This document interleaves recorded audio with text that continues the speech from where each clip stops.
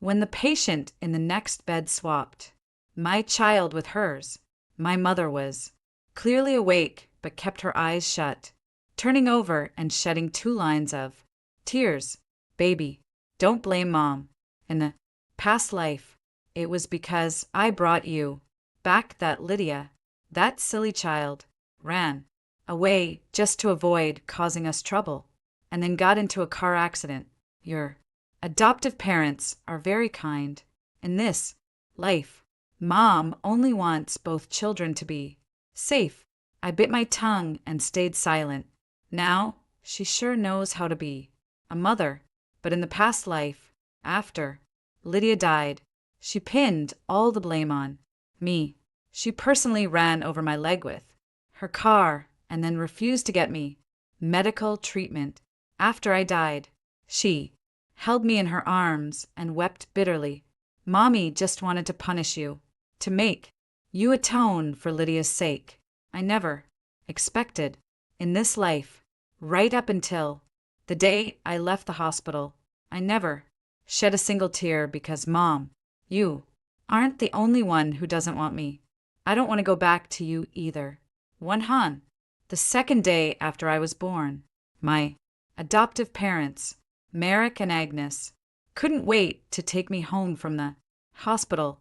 Agnes wrapped me in a ruffled cloth, her movements clumsy and forceful, cinching it so tightly that I could barely breathe. In the hospital bed next to mine, my birth mother, Eleanor, leaned against her soft pillow, looking at me with a slight frown, unable to hold back her words. It's only the second day after delivery. Why? The rush to leave? The baby is still so small. It would be safer to stay for a few more days of observation. Her voice carried a subtle, almost imperceptible tremor. A person who willingly abandoned her own child. Yet at this moment, she showed what seemed like concern. The contradiction couldn't be more stark. Merrick had no patience for her tangled emotions. His voice was gruff, his tone barely able to contain his rising anger. Not leaving. Do you think we're as loaded as you are? If the hospital hadn't messed up and assigned us to this deluxe room, we wouldn't have even set foot in here. Every extra day means another day's bill, and we can't afford it. As soon as the words were out, the air in the room froze. Eleanor's face paled, her lips parted as if to speak, but no words came out. Indeed, their encounter in this double room was a twist of fate. She had booked a VIP single suite on the top floor half a month in advance, but the day before she was to be admitted, a water pipe malfunction occurred on the suite's floor, and the entire floor was under emergency repair. The head nurse personally came to apologize, and after much coordination, reluctantly explained that the only spot left was in this double room.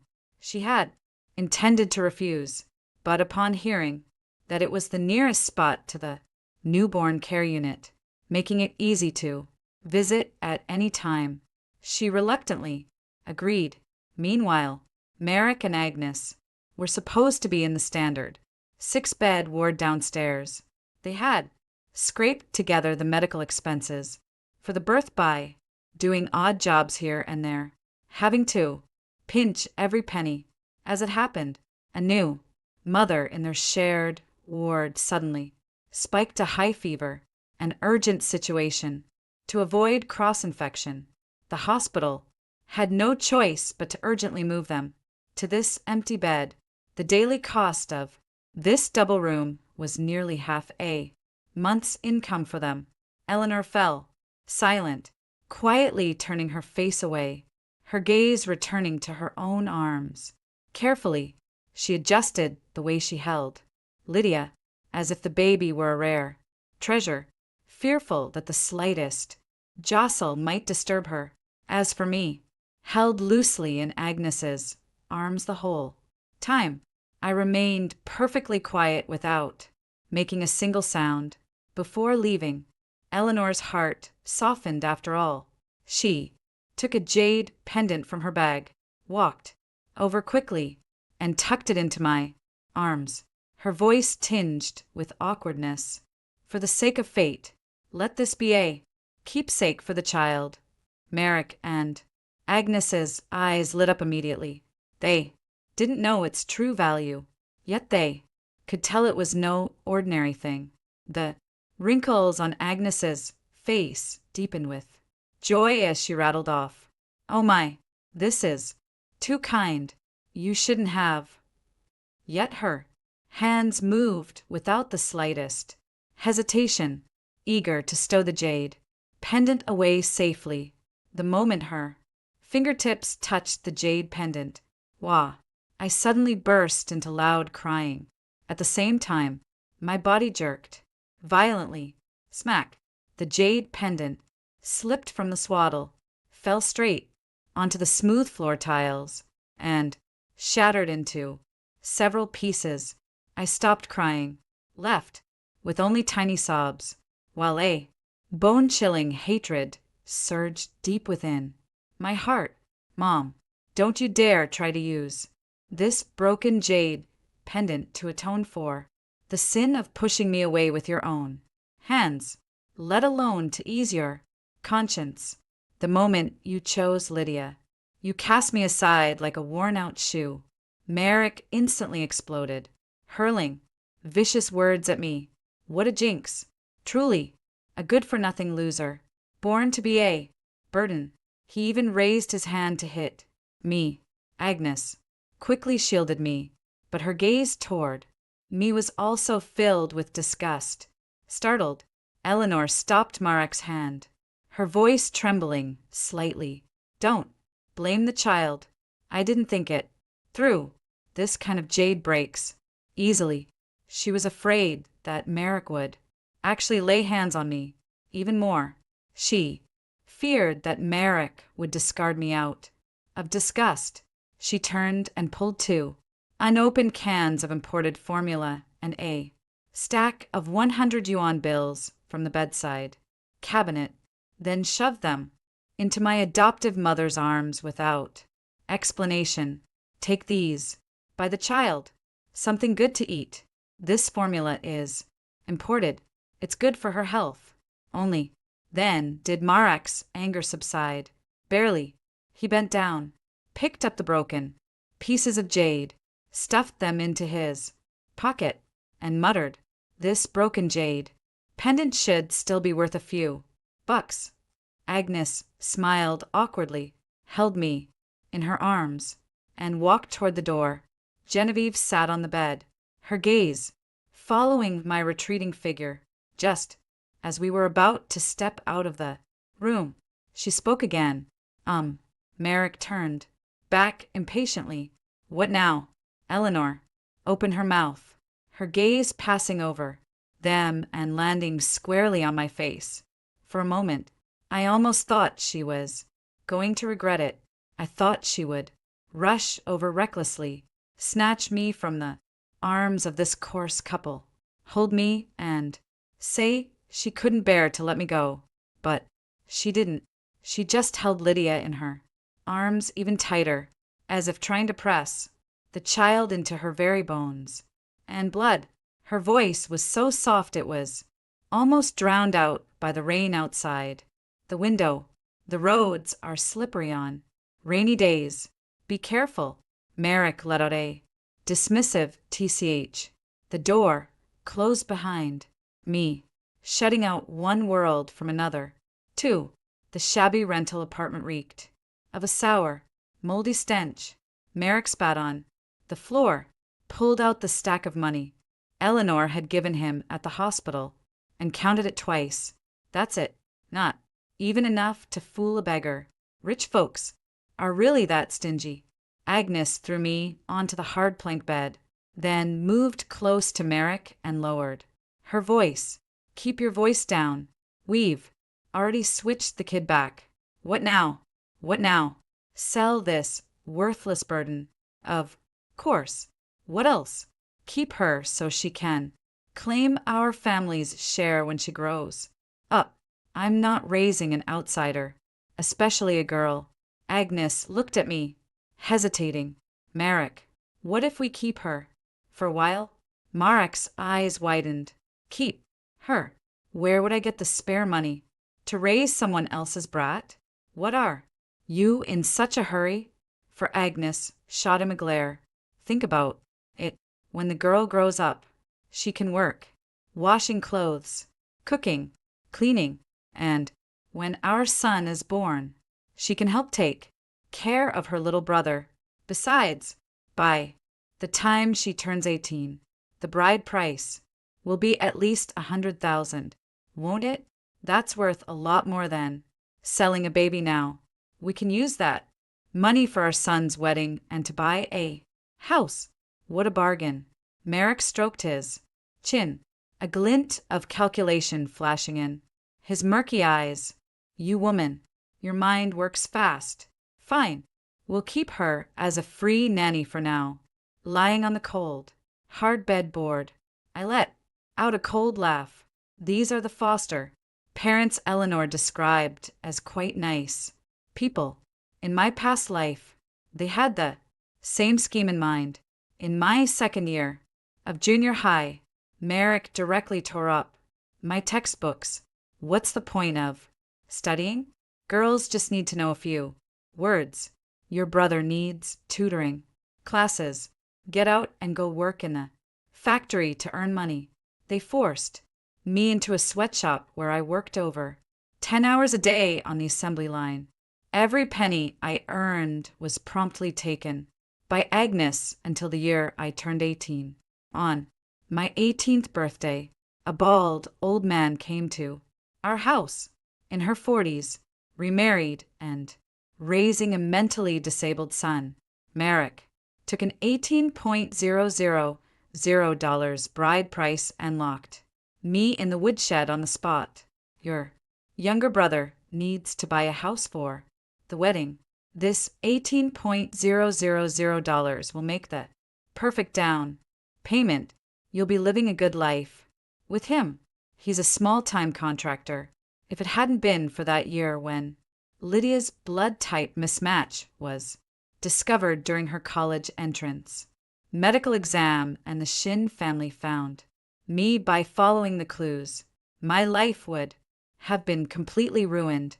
Facing the Shin family who came to confront the American, Agnes put on a dramatic show of wailing and lamenting, playing the part of devoted foster parents with great suffering to protect Lydia's reputation and appease the greedy couple.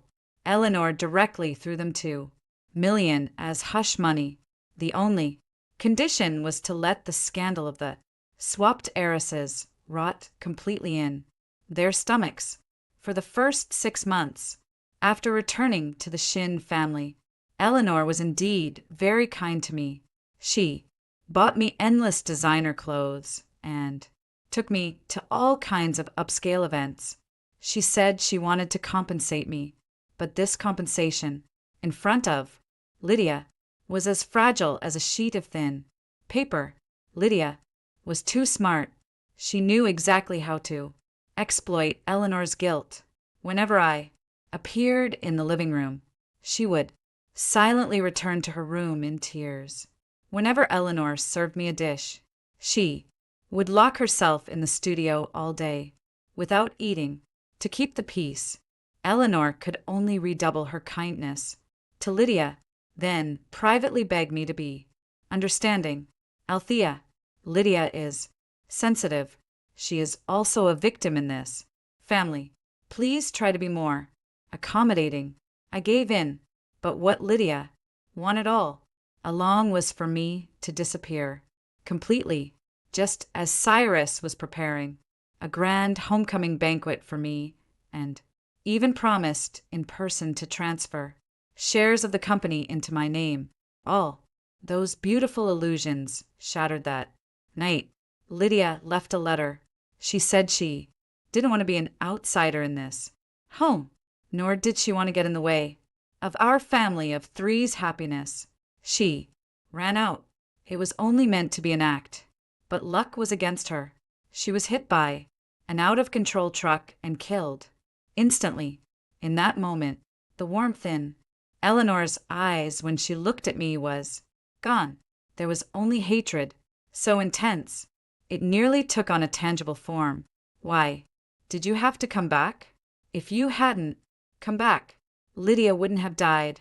That mad, rainy night, Eleanor personally sat down in the driver's seat. I stood under the street lamp, without a chance to explain. The roar of the engine exploded in my ears. That crash shattered both my legs. She wouldn't even let me receive treatment. She locked me in the basement and let my wounds fester and rot. Althea, mother just wanted you to atone for Lydia's sake. I never wanted you to die, even as I take my last breath. She kept whispering that sickening nonsense in my ear. Free, fearing trouble if they delayed. Merrick and Agnes packed their bags overnight and planned to hurry back to their hometown in the countryside, but unable to resist the itch with Eleanor's money. In his pocket, Merrick spent the whole night playing mahjong in a gambling den. Perhaps it was the butterfly effect of being reborn in this life. Some things have deviated from their original path. In his previous life, despite driving, while fatigued, Merrick made it back to his hometown without incident this time. However, driven mad by his losses, he rushed back at dawn in his beat-up van. Fatigue driving, compounded by the frustration of losing money the night before, dulled Merrick's reflexes.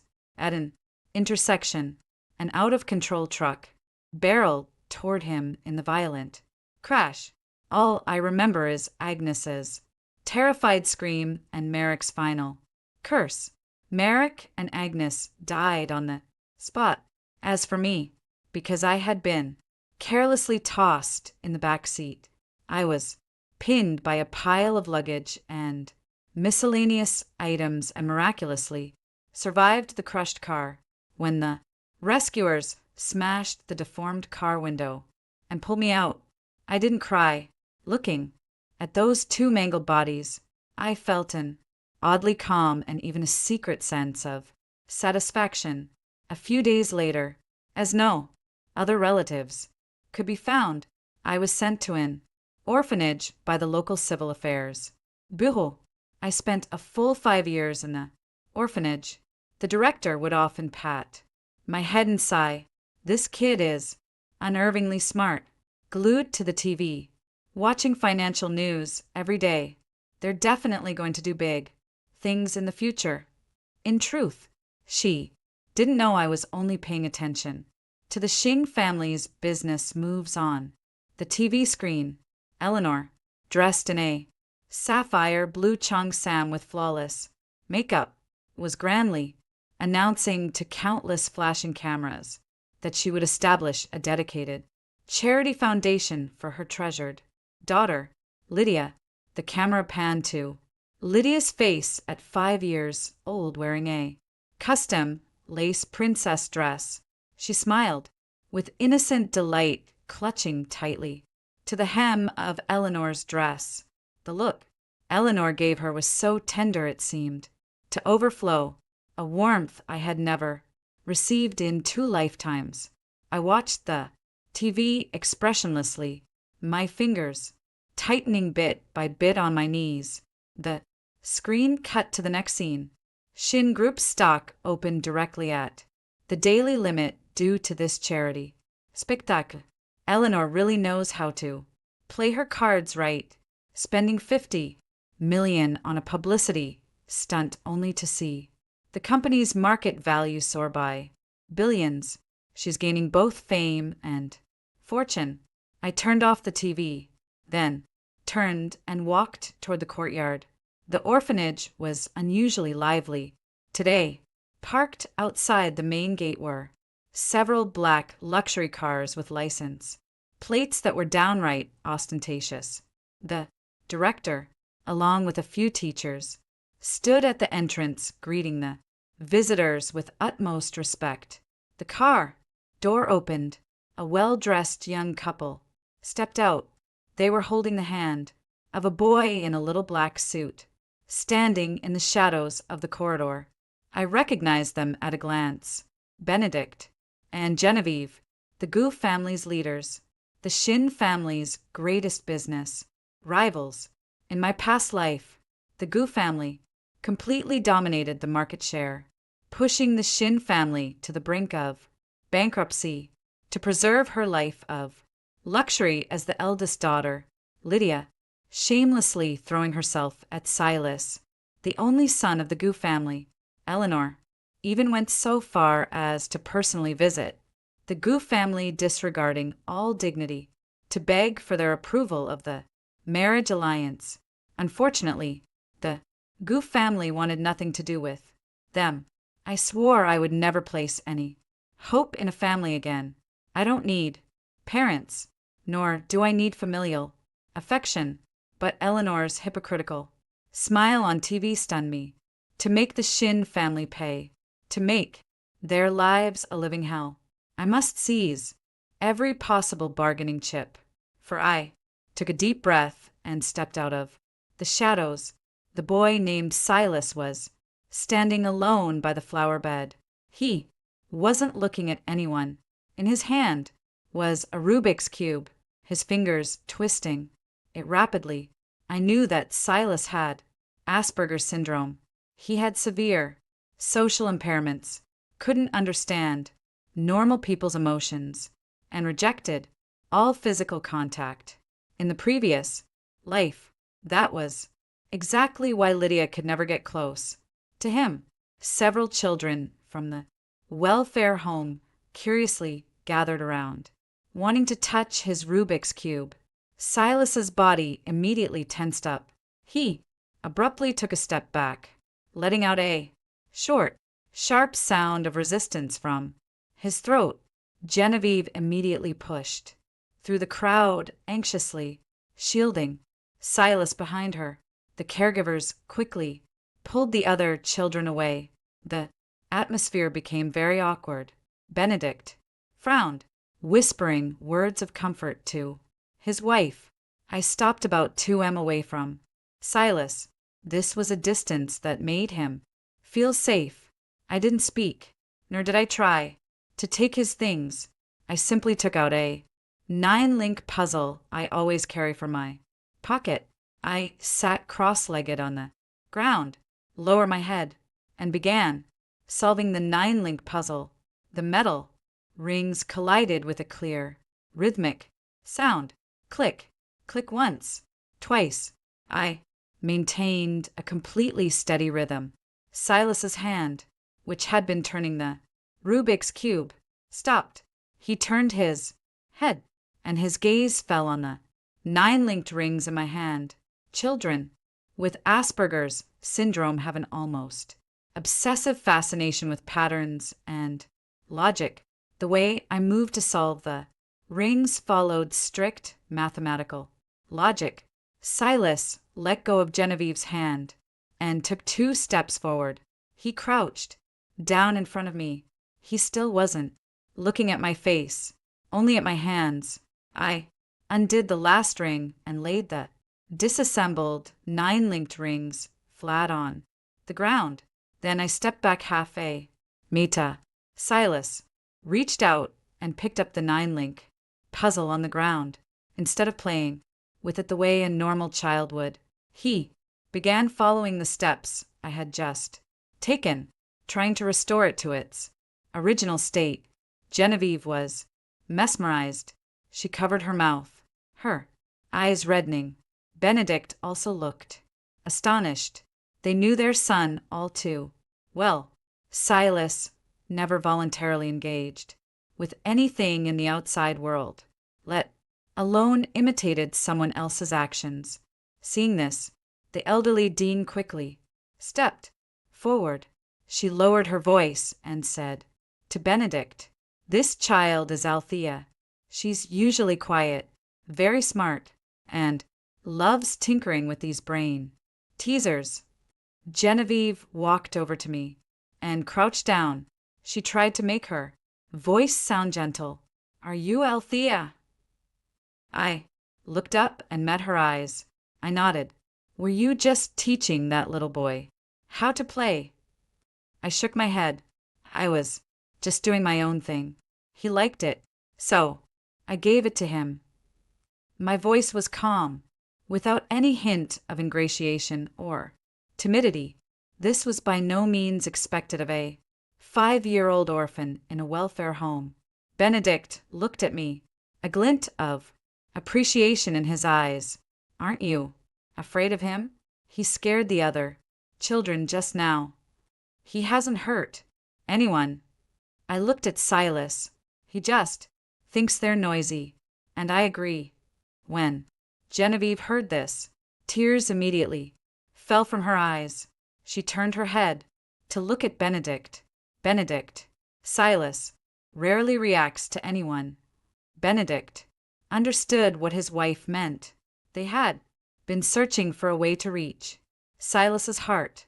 Various psychological interventions and special education had achieved very little, and now a 5-year-old girl, using nothing but a Chinese linking rings puzzle, helped Silas take his very first step. Benedict walked up to the old dean. Dean, we'd like to learn more about this child's situation. I stood where I was, watching the two of them talk. Silas had already reconnected the rings. He held the puzzle out to me. I took it. Our fingers brushed for a brief moment in the air. He didn't dodge. I looked into his utterly calm eyes, a tiny curve lifting the corner of my mouth. 5. The Goof family villa was decorated with the utmost luxury. When I first arrived, I thought I was just Silas's playmate, at best a high-end nanny responsible for soothing him during his episodes. Little did I know, on the very first day of my stay, Genevieve led me into the massive, south-facing suite on the second floor. The walk-in closet was filled with high-end children's clothing from the current season, tags still attached. The latest electronic devices were arranged on the desk. In the evening, Benedict deliberately canceled a cross-border meeting to stay home and have dinner with us. The dining table was laden with various exquisite dishes, and Genevieve kept putting food in my bowl, worried that I might not have enough to eat. Not only did they enroll me in the best private kindergarten in the city, but they also hired a top-tier team of private tutors. The tragic experiences of my past life taught me that good things never come for free. Favors in wealthy families often come with a high price tag, and I was always prepared for the harsh demands they might make. However, Genevieve tightly held my hand and spoke in an extremely gentle and sincere tone. Althea, since we've brought you home, you are our own daughter. From now on, this is your home, so please don't hold back. If you want to eat or play, anything, just tell me directly. Benedict nodded repeatedly beside her, and then took out a piece of red paper. They specifically hired a feng shui master at great expense to officially register my household registration. Did you have a formal name before? Benedict inquired gently, the image of Merrick drunkenly pointing at my nose and cursing Merrick immediately flashed through my mind. That was truly a tacky and careless name. I lowered my gaze and shook my head very decisively. Genevieve sympathetically stroked my hair. The master, wearing a tang suit, looked at my birth date and time, calculated for a long time with his fingers, and suggested keeping the character from my original name. In the end, Benedict made the final decision and set my name as Althea. They gave me all the shares and status that a daughter of the Goof family should have. I became the rightful eldest daughter of the Goof family. Silas spent his days immersed in his own world, tinkering with those complex, mechanical parts. Benedict and Genevieve were initially worried that I might feel neglected. After all, with Silas's condition, it was difficult to provide me with normal sibling interaction, but I was quite content with the current situation. After all, within this 5-year-old body resides the Sullivan adult, using an adult's mindset to analyze Silas's behavior. I discovered that he simply lives in his own logical world. As long as his logic isn't challenged, he is the most well-behaved child. This peaceful life was shattered on the day Eleanor came to visit. Eleanor brought Lydia with her. The moment she stepped inside, she acted very familiar with Genevieve. Genevieve, I heard you adopted a daughter. I've brought Lydia along to meet her. Eleanor's laughter sounded rather jarring in the spacious living room. I stood at the corner of the second-floor staircase, looking down at them from above. In this life, Eleanor appeared younger than I remembered, and her ambition was more openly displayed. After her rebirth, she was eager to seize every opportunity that could make the Shin family rise to prominence. She knew that the Gu family would become a leader in the business world in the future. Therefore, she had to ensure that Lydia established a connection with the Gu family from a young age. Genevieve received them politely. Eleanor held Lydia's hand, her tone carrying a hint of showing off. Lydia recently won the gold medal in the children's painting competition. Her teacher said she has a lot of talent. Lydia stood obediently to the side, wearing a pink-tiered dress. She was indeed very beautiful, a delicate elegance that Eleanor had cultivated with money and meticulous care. Genevieve politely complimented a few words, and the topic quickly shifted to me. Eleanor took a sip of tea, and her tone suddenly became subdued. Genevieve, I don't mean to be harsh, but adopting a child is a very complicated matter. Some children are born with that kind of unclean blood in their bones.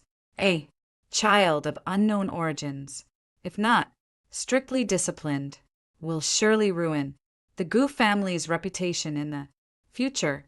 Genevieve's movements halted. She set down her teacup, and her voice turned a few degrees colder. Eleanor, the child I adopted is a good one. She is very well-mannered. Eleanor, however, pressed on relentlessly, leaning in a little closer. I'm doing this for your own good. Someone from a backward place like that might even have a family genetic disease. You should take her to the hospital for a full checkup. What if she has some mental illness? How would that harm Silas? Genevieve fell, completely silent, and pushed away Eleanor's hand that had been reaching for hers. I heard every word clearly from the stairs, even across 2 lifetimes. Eleanor had never changed. The deep arrogance in her bones made her believe that lineage determines everything. 6. Genevieve looked up and saw me standing in the shadows. Althea, come down and sit by Mom. Her voice had regained its tenderness, a protectiveness reserved only for me. I stepped down the stairs, one by one. The white hem of my dress swayed gently. Eleanor turned her head, and our eyes met. She didn't react. After all, Mary and Agnes had never taken a single photo of me, and I didn't grow up in perfect proportion. You could even say I changed beyond recognition. It was vastly different from the 18-year-old me in my past life that she remembered. I met her gaze calmly. Eleanor smiled at me. So, this is the child you adopted. She is quite delicate looking. Indeed, her voice was dry, completely devoid of the arrogant edge it had just moments ago. I walked over to Genevieve and dutifully called her mom. Genevieve took the chance to pull me into her arms and looked back at Eleanor defiantly. That's right, our Althea is not only pretty, but also exceptionally smart and considerate. Old Goo and I treasure her like the apple of our eye. If anyone dares say a single bad word about her, the Goo family will never let it slide. The words landed squarely on Eleanor like a slap in the face. Her complexion shifted from pale to livid as she sat there, unable to leave or stay. Lydia saw me in Genevieve's arms and immediately ran over to tug at Eleanor's clothes, protesting loudly. Mom, the dress she's wearing is the one I liked at the mall yesterday, but couldn't buy. Why does she get to wear it? Tell her to take it off and give it to me. Eleanor's face instantly darkened. She usually spoiled Lydia rotten, giving her whatever she wanted, but she could not afford to offend the Goo family. Lydia, stop it, Eleanor scolded in a low voice and yanked her own clothes back. Lydia burst into loud wails, throwing a tantrum and rolling around without any regard for being in someone else's home. Leaning in Genevieve's arms, I watched Eleanor's frustrated expression and felt immensely pleased. Mom, in this life, I'll be watching you throw away everything you once took pride in, all for a fake, watching you tear apart the dignity you've maintained your entire life with your own hands on the day the truth comes out. 7. Though Genevieve felt displeased, she still maintained the poise of a lady from a prestigious family, patting the back of my hand. Althea, take Lydia and your brother to play in the back garden. Mommy needs to discuss something with Auntie Eleanor. I obediently nodded and led Lydia towards the glass greenhouse. Silas was crouched on the lawn disassembling a sophisticated drone model. He didn't even look up, as if all the surrounding commotion had nothing to do with him. I picked up the small wrench from the ground and handed it to him, which he naturally took. This tacit understanding made Lydia, who was following behind, burn with envy. She strode over and stood in front of Silas. Brother Silas, this is too hard to play with. Will you play house with me instead? Silas's fingers paused for a moment and subtly withdrew toward my side. He was expressing refusal through silence. Lydia was unwilling to give up. She bent down, trying to snatch the wrench from Silas's hand. I'm talking to you.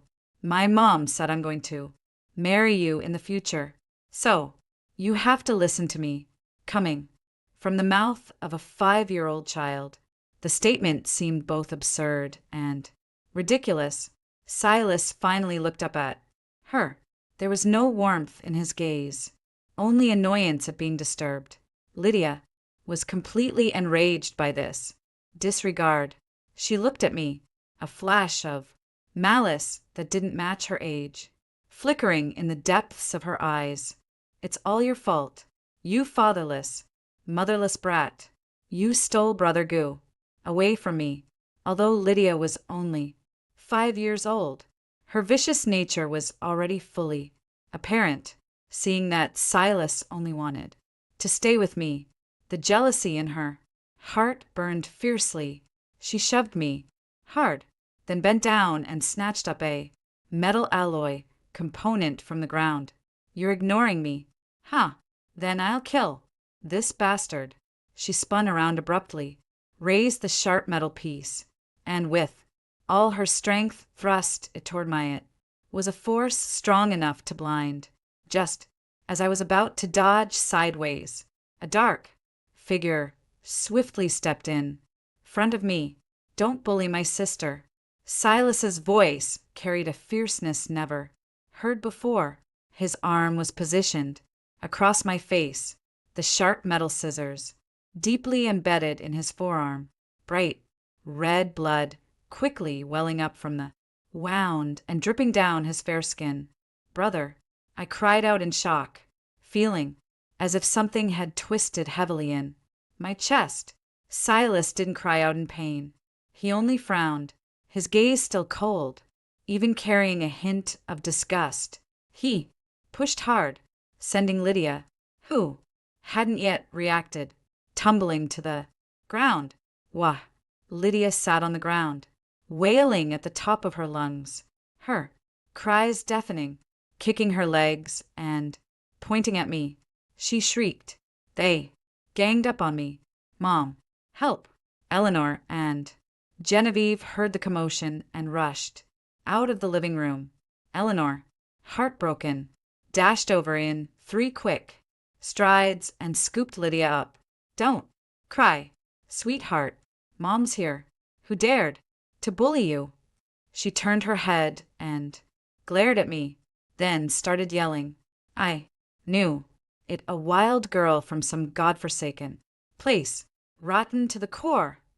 I ignored her curses and didn't even bother with Lydia's loud crying. All my attention was focused on Silas. Blood dripped from his fingertips onto the lawn, staining a small patch of tender grass red. I grabbed a nearby wet wipe and carefully pressed it against his wound.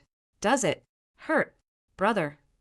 Silas looked down at the wound, his tone eerily calm. It doesn't hurt. She was bad. Deserves to be pushed. Genevieve had initially felt a bit guilty upon seeing Lydia fall, but when she saw Silas's hands covered in blood, her expression completely changed. Genevieve grabbed Silas's hand, her own trembling with distress. Silas, how did you lose so much blood? She turned to look at the sharp metal piece on the floor, then at Lydia, who had a guilty look on her face. The truth was all too obvious. Eleanor was still making excuses. Genevieve, it's normal for children to roughhouse. Our Lydia got pushed down, too. Look, her knee is all red. Shut up. Genevieve cut her off directly, her voice as cold as if it had fallen into an ice cave. Eleanor, I invited you as a guest, yet your daughter tried to throw something at my daughter. Silas got hurt protecting his sister, and you still have the nerve to say roughhousing is normal. Eleanor wanted to force a smile, and she tried to reach out to grab Genevieve's hand. Genevieve, our 2 families still have that real estate project collaboration. Genevieve directly brushed her hand away. The collaboration is canceled. If you can't even teach a child properly, who would believe you have the ability to manage employees? To manage a company? Eleanor grew anxious and tried to pull Lydia down to kneel. Lydia, apologize to your brother and sister right now. Hurry up. Lydia was frightened and just stood there sobbing. Eleanor pleaded in a humble, submissive tone. Genevieve, I'm sorry. I'll take her back and put her in confinement right away. Please don't be angry. Genevieve picked up the walkie-talkie and pressed the button for the security channel. 3 people to the sunroom on the 3rd floor. Please escort Ms. Eleanor and her daughter out. Genevieve deliberately emphasized the word please. Eleanor's face completely fell. 3 uniformed security guards quickly appeared at the door. They didn't mince words, directly blocking Eleanor's path and gesturing for her to leave. Eleanor stood in the center of the Gu family's magnificent living room, holding Lydia. The surrounding servants looked at them with disgust in their eyes. In this lifetime, the high branch she had schemed so hard to cling to is shattered. by the very spoiled girl she had raised. Before leaving, Eleanor glanced back at me. That gaze was filled with venom and resentment. After that injury incident, the Gu family completely severed all cooperation with the Xing family. Eleanor had originally thought that, relying on the foresight of her rebirth, could elevate the Xing family, but she never expected that due to her greed and short-sightedness, not only did she fail to advance the Xing family, but she also plunged it into endless lawsuits and losses. Genevieve is a woman of decisive action in the business world. Benedict collaborated with her to corner the Xing group whenever Eleanor tried to appeal for mercy by invoking past connections. Genevieve's assistant would only coldly retort, "Ms. Genevieve said she won't see anything dirty." More than a decade has passed. I have grown into a young woman of exceptional grace and poise. Silas has also become the renowned successor of the Gu family, famous throughout the capital. He remains as taciturn as ever, but in front of me, he will always be that gentle older brother under Eleanor's doting. Lydia has transformed from a spoiled little princess into a useless, good-for-nothing, skilled only in throwing tantrums and spending money. On the day of the high school graduation, prom, news of the complete bankruptcy of the Shin family spread throughout the entire social circle. Cyrus was taken away for investigation due to illegal operations, and all the properties and jewelry under Eleanor's name were seized. Eleanor, with disheveled hair, pulled Lydia and stopped the car. She knelt on the ground, pounding on the car window. "Ms. Genevieve, please spare the Shin family. We really can't survive anymore." The car window slowly rolled down. Eleanor had already prepared countless words of pleading, even ready to kneel on the ground and play the victim. But when the window fully lowered, revealing my face, she froze in place. I sat in the seat, looking down at her coldly. At that moment, Eleanor's eyes nearly popped out of her head. She looked at me, then lowered her gaze to glance at Lydia beside her. In this life, I was meticulously nurtured by the Gu family, with an air of noble elegance in my eyes and brows. As for Lydia, under Eleanor's twisted upbringing and the torment of poverty, she had become mediocre and vulgar, with a sharp, mercenary hostility in her eyes. Most crucially, my current appearance was exactly the same as when she brought me back in my previous life. Eleanor looked as if struck by lightning, her lips trembling and her eyes turning vacant. How are you here?" She had finally recognized me. She remembered that afternoon my birth, when I pretended to be asleep with my eyes closed. She remembered the swaddled infant she had personally pushed away. "No, it can't be," Eleanor muttered to herself, tears welling up in her eyes. "You should be in the countryside.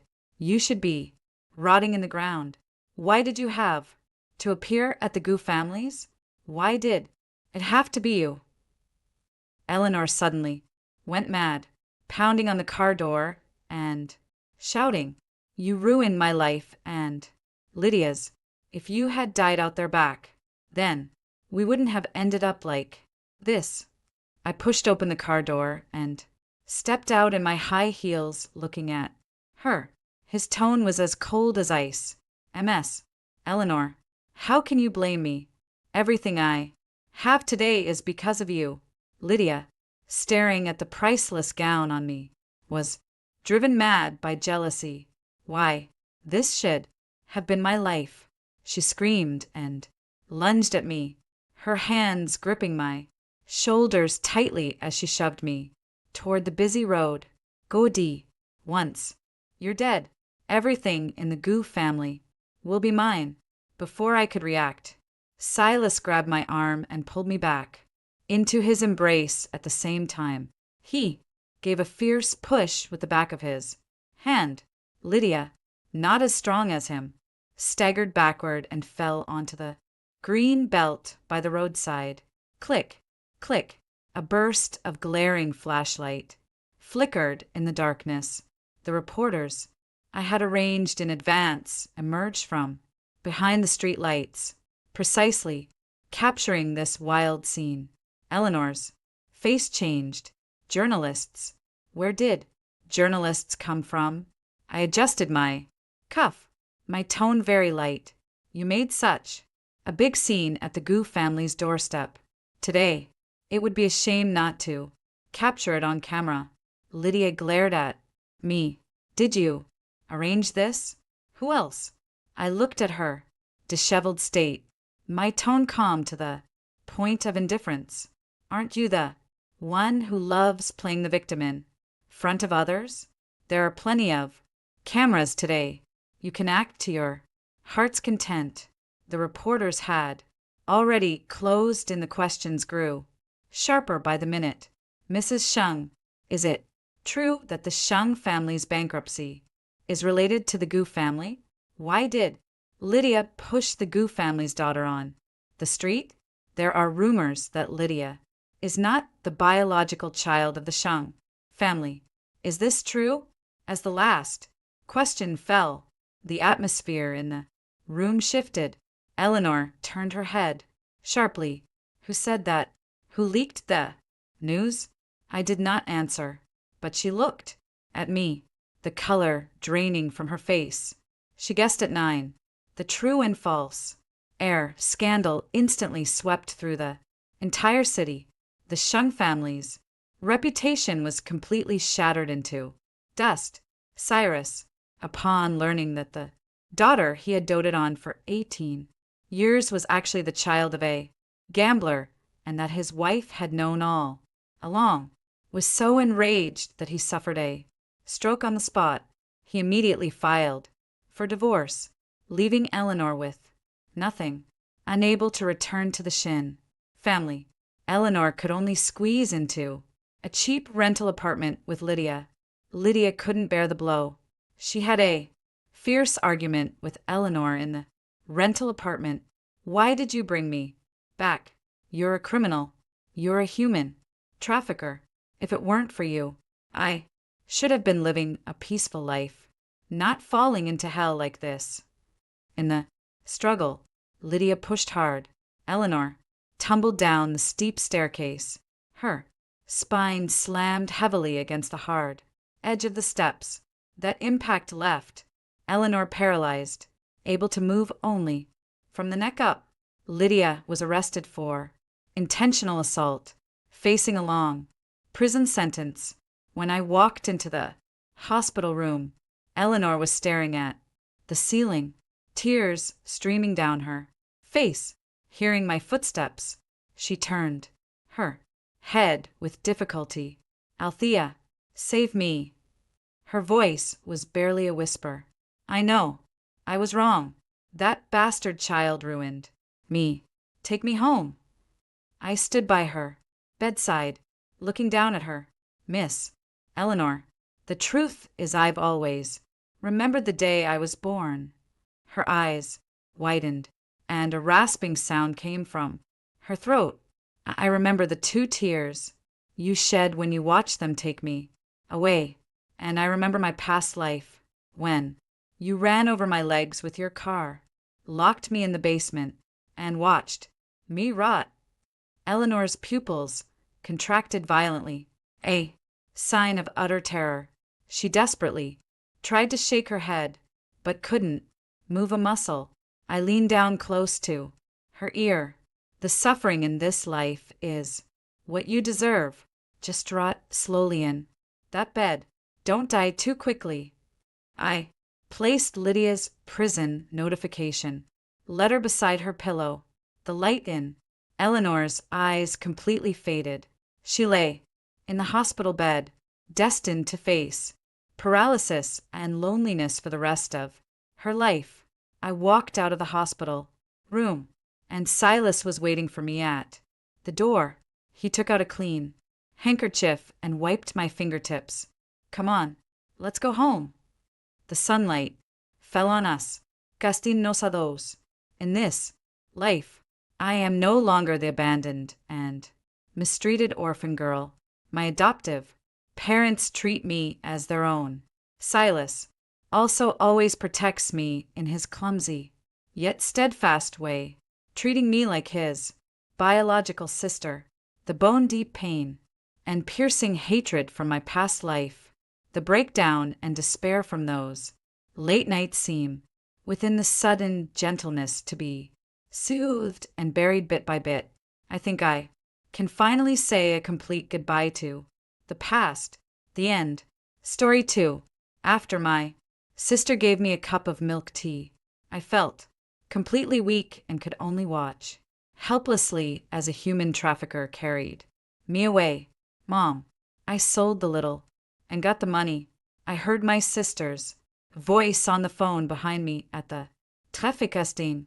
Several men brutally assaulted me later. I was sold into a remote mountain area, bought by a 50-year-old bachelor, afraid I'd run. He smashed my kneecaps with a hammer.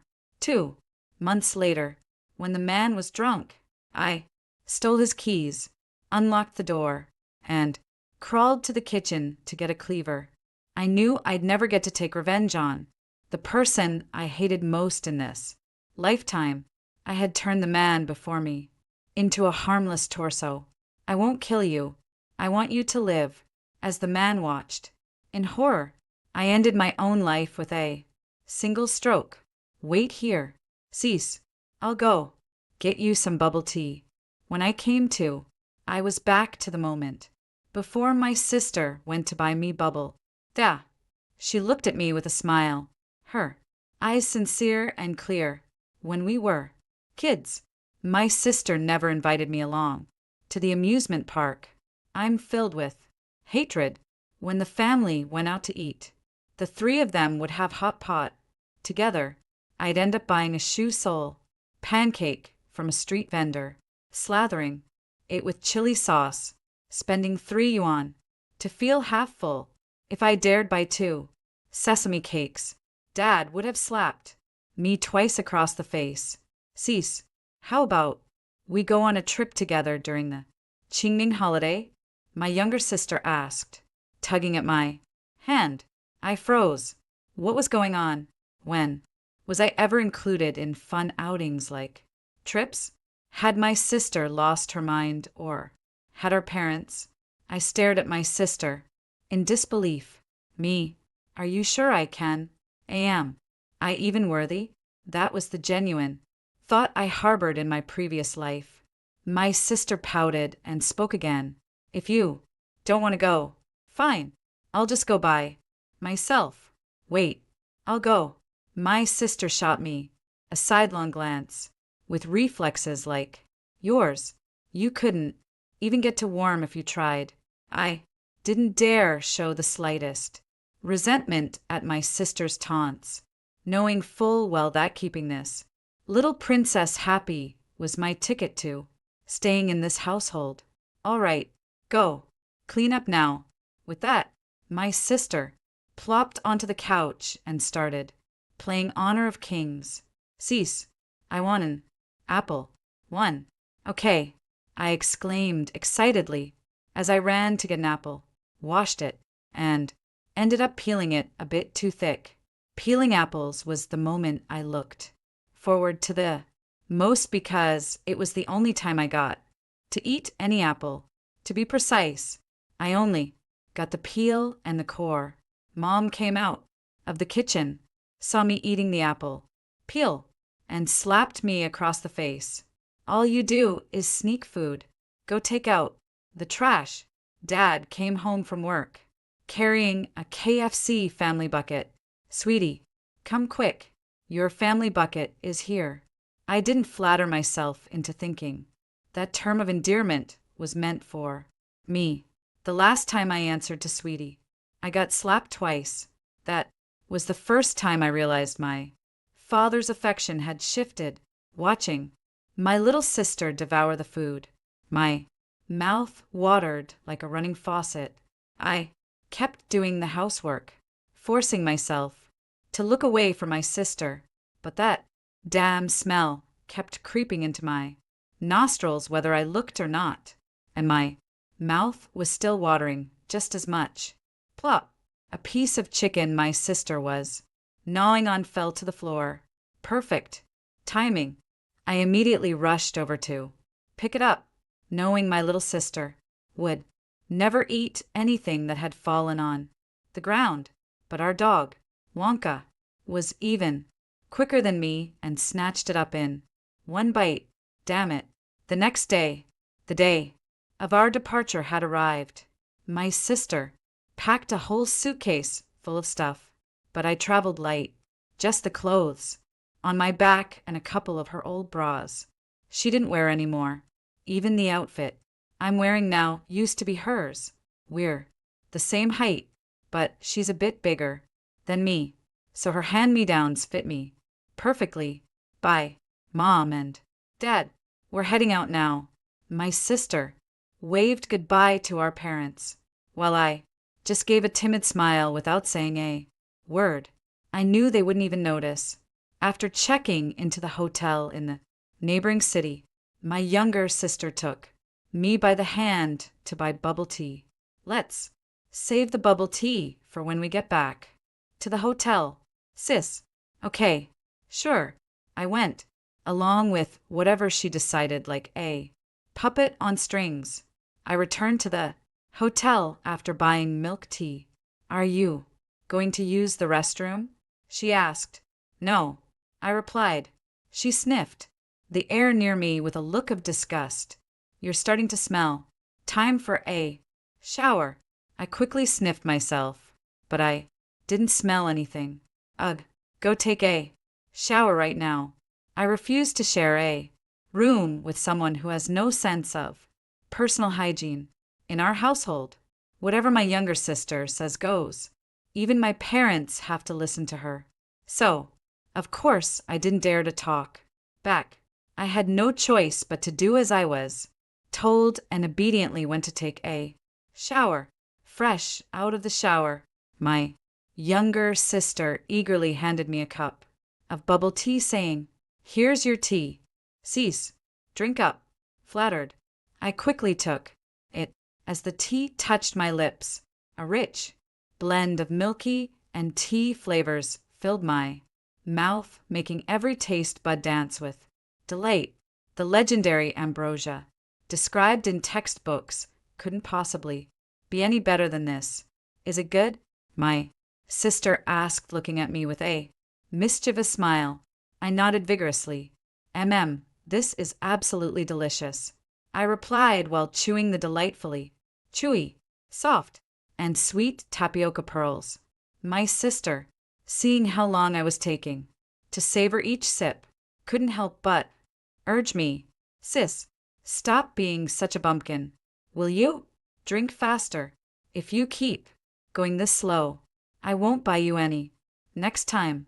Hearing my sister's words, I quickened my pace of drinking the bubble tea, feeling a bit regretful that such a delightful treat had to be rushed down so hastily. I finished my bubble tea in no time, then popped the lid off and poured all the tapioca pearls straight into my mouth. My sister rolled her eyes so hard I thought they'd get stuck, so I just gave her an apologetic smile. She then flashed me a mischievous grin. "Thanks for making such a great contribution to our household, sis." I quickly waved my hand in protest. "Just doing my part. That's a relief to hear."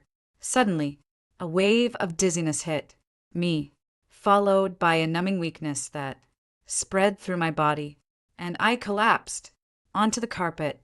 My sister pulled out her phone and started typing.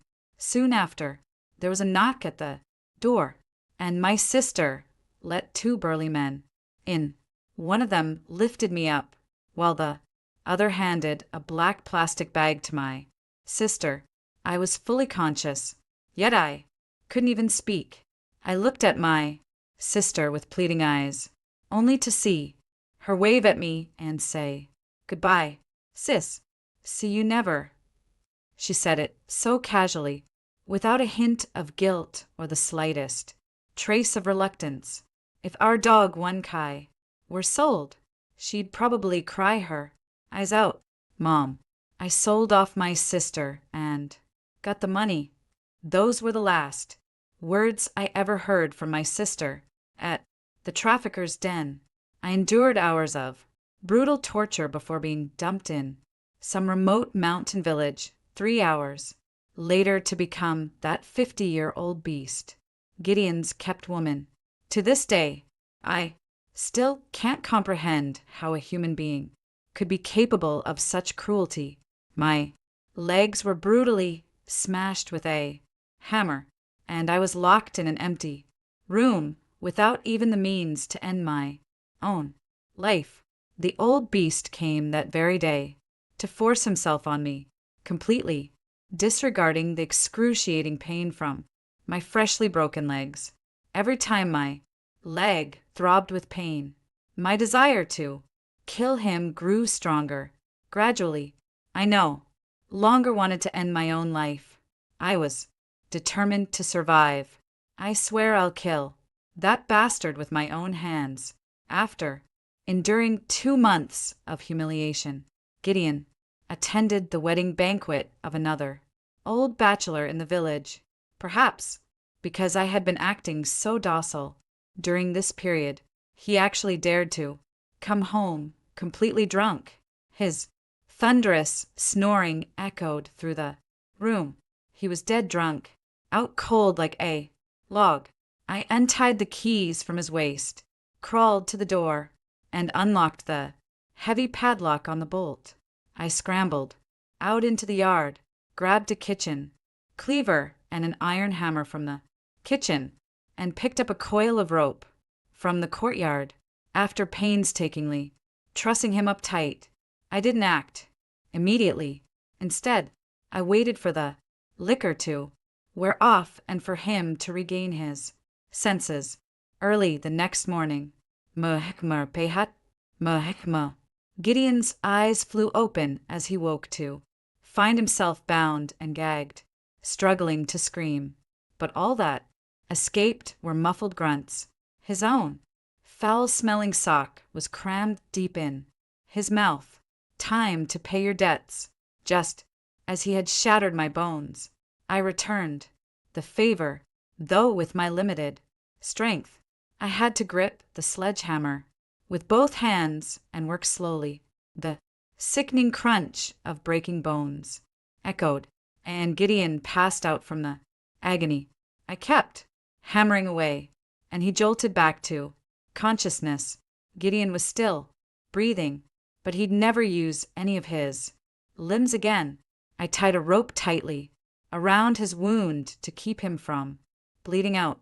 Just as I finished, someone knocked at the courtyard gate. I ended my own life with a swing of the blade. "Sis, hey, sis." My sister tapped my head. "What are you spacing out for?" I asked if you need to use the bathroom. "Oh, please, have a seat," I replied, meekly, mimicking the subservient tone from my past life. "The large one or the small one?" "The large one." My sister's eyes instantly lit up. A few minutes were all she needed to slip in the drug. Whoosh! As soon as I stepped out of the bathroom, I saw my sister's eager face. "Here, sis, your milk tea." "Thanks, little sis." I took the milk tea and pretended to sip it as I turned around to switch on the TV. Gulp. I made a swallowing motion without actually drinking any. Seeing this, my sister let out a long sigh of relief, her face breaking into a beaming smile. "Wow, so this is bubble tea. It's absolutely delicious. You're the best, little sis." I caught the flicker of disdain on my sister's face as she watched my country bumpkin. Reaction. I thrust the cup toward her. Abruptly. Here, have some. Too. Cease. But I clumsily squeezed the cup, splattering the drink all over her clothes. What are you doing? Are you out of your mind? My sister's sharp, cutting tone slipped out. Oh, sorry. Sorry. I didn't mean to. My sister was about to keep venting her anger, but then it was as if she remembered something and her face suddenly brightened. No gueris. Cease. I'll just wipe it off. You go ahead and enjoy your drink. With that, she turned and headed to the restroom. I smiled faintly and casually swapped my sister's bubble tea with mine, carefully wiping away the splatters from what was now her cup. My sister stayed in the restroom for quite some time. When she finally emerged and saw me sitting there calmly, watching TV, she was completely startled. She immediately glanced at the bubble tea in my hand and saw that I hadn't drunk much. Her expression instantly turned displeased. She was worried I hadn't consumed enough for the drug to take effect and knock me out. Cease. Don't you like the bubble tea I bought you? It's delicious. This is the best thing I've ever tasted. Then, why have you only had a few sips after all this time? Wasn't I waiting for you to drink together? I've always envied how you clink glasses with Mom and Dad during meals. I want to do that, too. Little sister. I picked up my bubble tea cup and clinked it with hers. Cheers, little sister. I'll drink as much as you do. This is how we cheers, right? Yeah. My sister picked up her cup, down half of it in one go, took a breath, and then finished the rest of the milk tea. Sis, I finished mine. Now it's your turn to finish yours. I kept sipping slowly. I wanted to savor every drop. Look at you. So uncool. If you keep embarrassing me like this, I won't buy you any next time. Her words were dripping with menace, but I was past caring, still taking small, deliberate sips. Hurry up and drink. Mid-sentence, she suddenly clutched her head, staggered, and crashed face first into the table corner. I grabbed her tightly. Her face mustn't get damaged. If it were ruined, the traffickers might not want her anymore. You don't talk anymore. Little sister, if you're tired, just rest for a while. I slowly loosened my grip and laid her down on the carpet. My sister tried to speak again, her lips parting slightly, but no sound came out. She could only stare at me with wide, pleading eyes. Little sister, are you planning to sell me off? My voice turned ice cold. My sister's eyes widened in shock.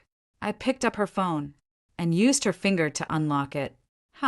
It didn't work. I tried all 10 fingers, but it still wouldn't unlock. I held the phone up to her face again. She knew I wanted to use facial recognition, so she quickly shut her eyes. I waved it around for a while, but couldn't get the phone to unlock. So you can actually unlock it with your eyes closed. Little sister. Her eyes flew open in disbelief. Just as the screen unlocked, she squeezed her eyes shut in panic, but it was too late. The phone wouldn't relock just because she closed her eyes. I immediately set it to never sleep before starting to look through it. There were 3 recent WeChat conversations: Dad, Mom, and another person named Bruce. I opened Bruce's chat window first. March 25th, 8:09 p.m. Aurora. Hello. I was referred by Hilda. Bruce. I know. Hilda already told me. Aurora. Image. 17 years old. 171 centimeters, well-proportioned figure with pleasant features. Bruce, hill descent. It to me. Just send me the address and time in advance. I'll handle the rest. April 3rd, 3:27 p.m. Aurora. Location: Linda City, Dean Hotel. Date: April 4th. Bruce, got it. Remember to contact me within half an hour after administering the drug. Aurora, understood. Bruce, there are no new chat records. Today, it seems my sister is being cautious, too, not immediately sharing our room number with the other party. I smiled at my sister and said, "You've really gone to great lengths to set me up. It's just a shame that now it's not me who's going to be taken away, but you've truly mastered the art of hoisting yourself with your own petard. Let me tell you what's going to happen. Next, you'll be assaulted by multiple men, then sold off to some remote mountain village to become a 50-year-old man's bride. Don't think it ends there. The old man will smash your kneecaps with a hammer to keep you from running away. Do you have any idea what that kind of pain feels like? You'll beg him to kill you. Time will crawl by so slowly that a single minute will feel like an entire day. TSK, TSK, TSK. You'll have to soil yourself when nature calls. If the old man's in a good mood, he might clean you up. If not, you'll just have to sit in your own filth." Tears streamed down my sister's face, dripping one after another. "You want me to let you go? Is that it? Blink twice if I'm right." My little sister quickly blinked twice. When I didn't respond, she thought I hadn't noticed. She blinked twice more. "Oh, 4 blinks. Seems you don't need my mercy. Feeling tough, are we?" My sister panicked, her eyes blinking frantically, as if pleading, "Let me go." I clearly blinked twice. I ignored the desperate plea in her panicked eyes. I casually opened her chat history with Mom and Dad.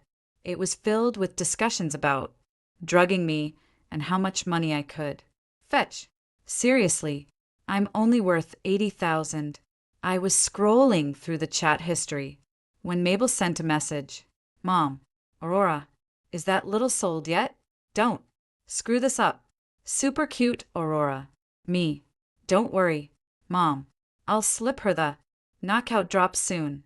Mom, "That little brat is finally gone. Our whole family can finally breathe easy.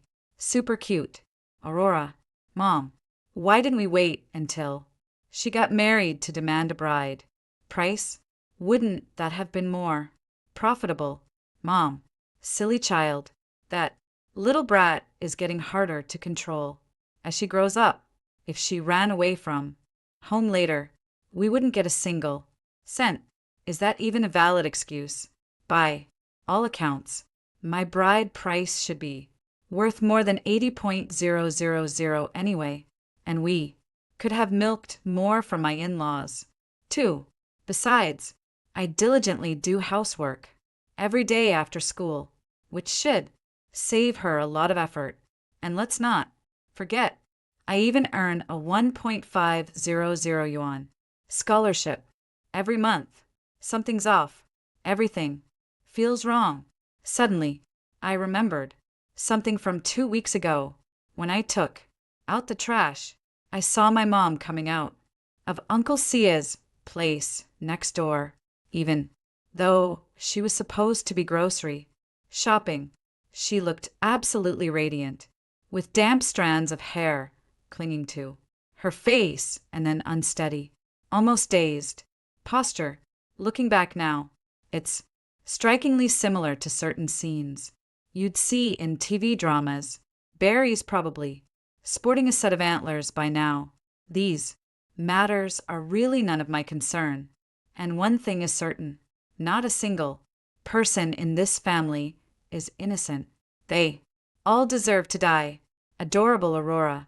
Mom, she's not your real daughter, is she? Mom, have you forgotten? Dear, when you were little, I told you she was just a poor child we bought. You're our real, biological daughter. Hearing this, I felt a sense of relief. What kind of parent would treat their own child like this? Suddenly, I remembered that recurring dream. In my hazy dreams, I used to have so many toys and pretty dresses. Then one day, a kindly looking woman appeared at our courtyard gate. Sweetie, would you like some candy? Mom says no. She says candy makes your teeth hurt. Your mom's just saying that. Here, try a piece and see for yourself. The sweet taste of strawberries melted slowly in my mouth as I drifted into a peaceful sleep. For reasons unknown to me, I moved to a new home. My new mother and father treated me with great kindness, asking, "Do you love Daddy? Do you love Mommy?" With every bite they fed me, but this blissful period was short-lived, as Mother's belly grew larger with each passing day. My once gentle and smiling parents started slapping me across the face for no reason.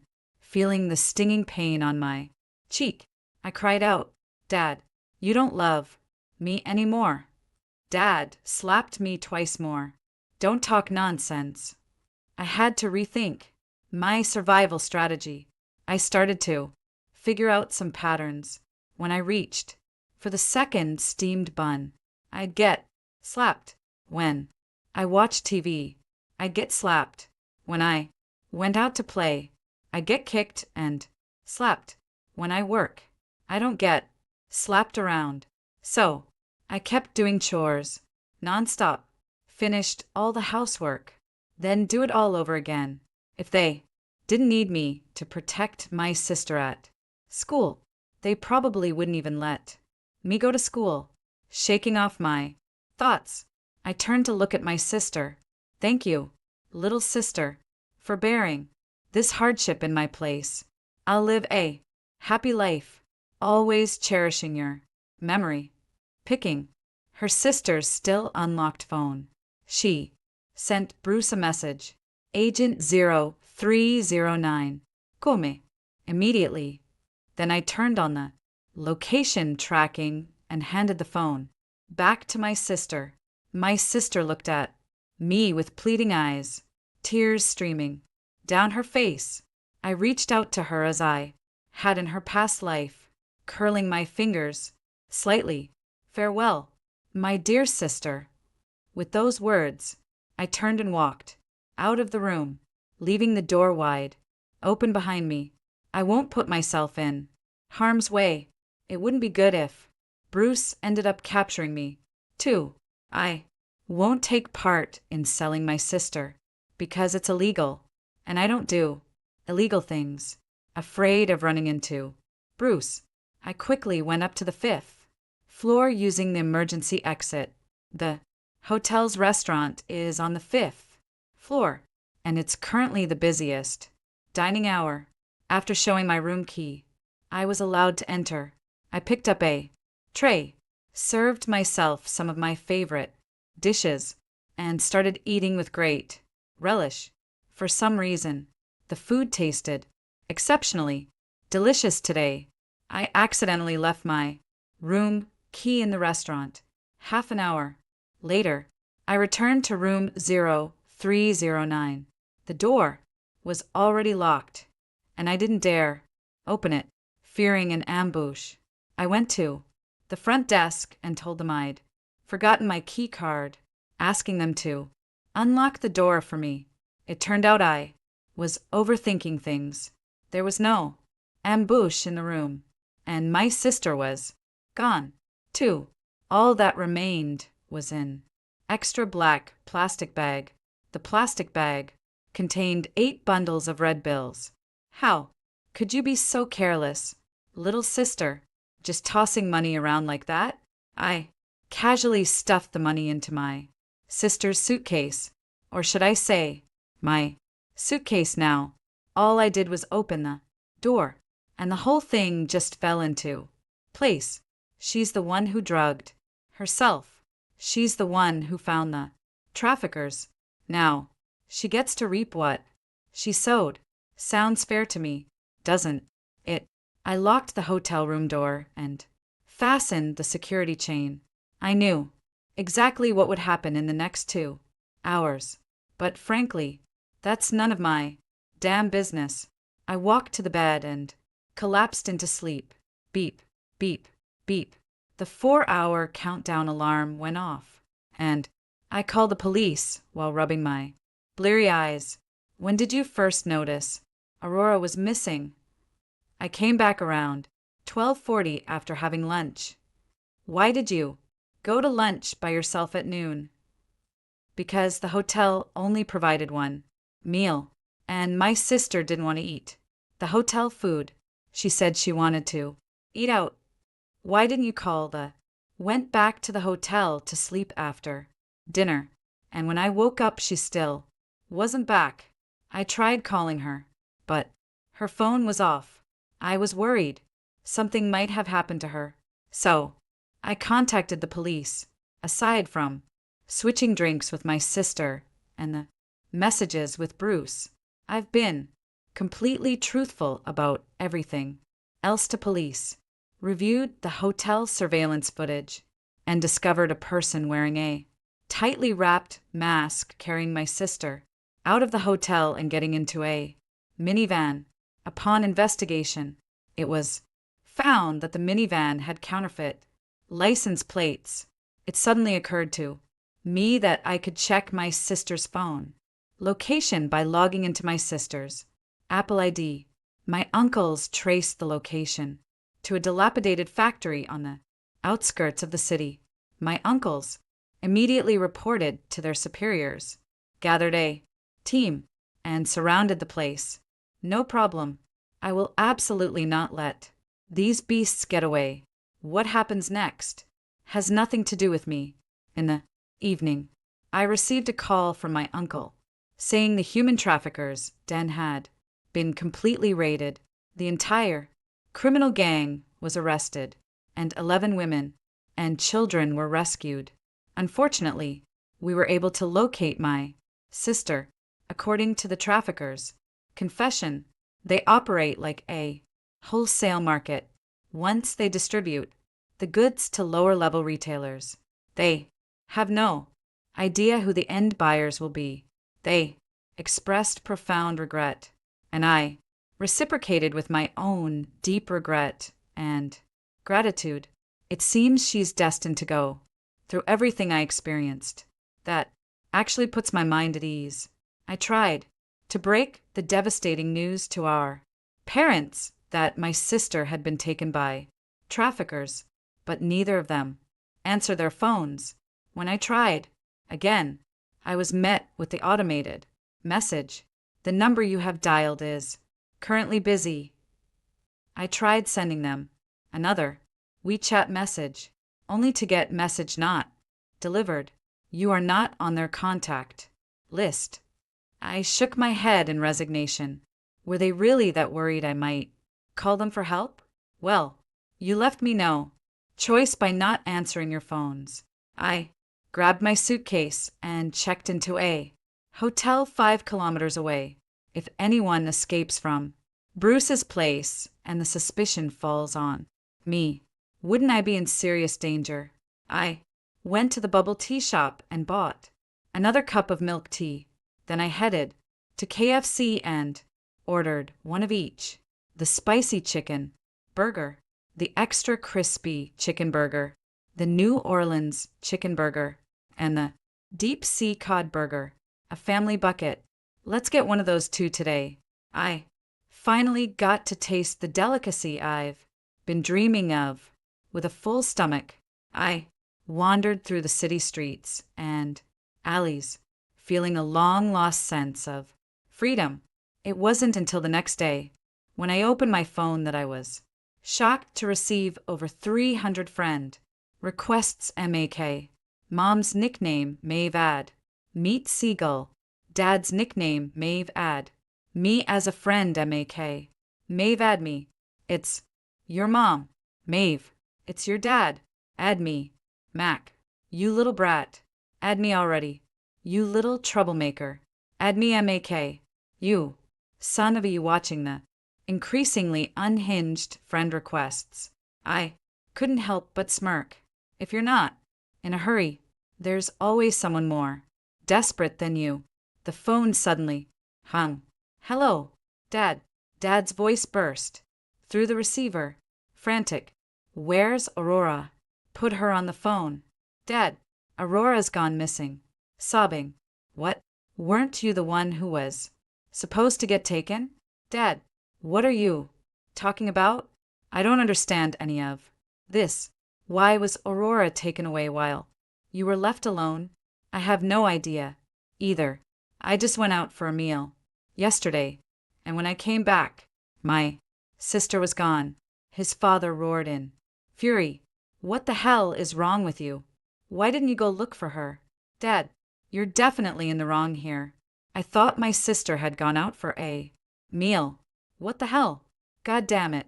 Mabel, go tell Hilda they've got the wrong person. They're not supposed to take Aurora. Click. The call was disconnected by the other party. I saved the recording, sent another text to Dad's phone. Dad, my sister told me that Uncle Kane next door is actually her biological father. You should find one of her hairs in her room and get a paternity test done. Make sure she's really your daughter before you get all worked up. In Mom's nickname, she needs herself. Aura is my sister. Now guess who Kane is? Then the phone rang again. Hello, Mom. You little give me back my daughter. The shrill, piercing woman's voice startled me. I said in an innocent tone, Mom, I didn't lose my sister.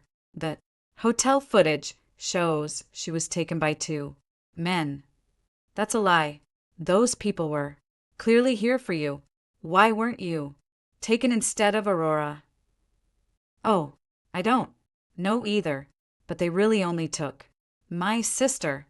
You little, why don't you just drop dead? Mom, why should I die? If possible, I want to live. The woman went berserk. I'm calling the police on you, you heartless bastard. How dare you sell out your own sister? Mom, don't worry. I've already reported this to the police. They'll find out who sold my sister. You can rest assured. I don't care what you say. You're the one who sold your own sister. You little. You'll get what's coming to you. Just you wait. Look at you getting all worked up over nothing. You little. If anything happens to Aurora, I swear I'll kill you. Listen to me. Murder is illegal. Don't do anything reckless. I offered this infuriatingly well-intentioned advice. Beep. The call was abruptly ended. Seeing how frantic the family was actually put my mind at ease. I have no intention of returning to that house full of demons. A sudden sense of bewilderment washed over me, but mostly I felt liberated.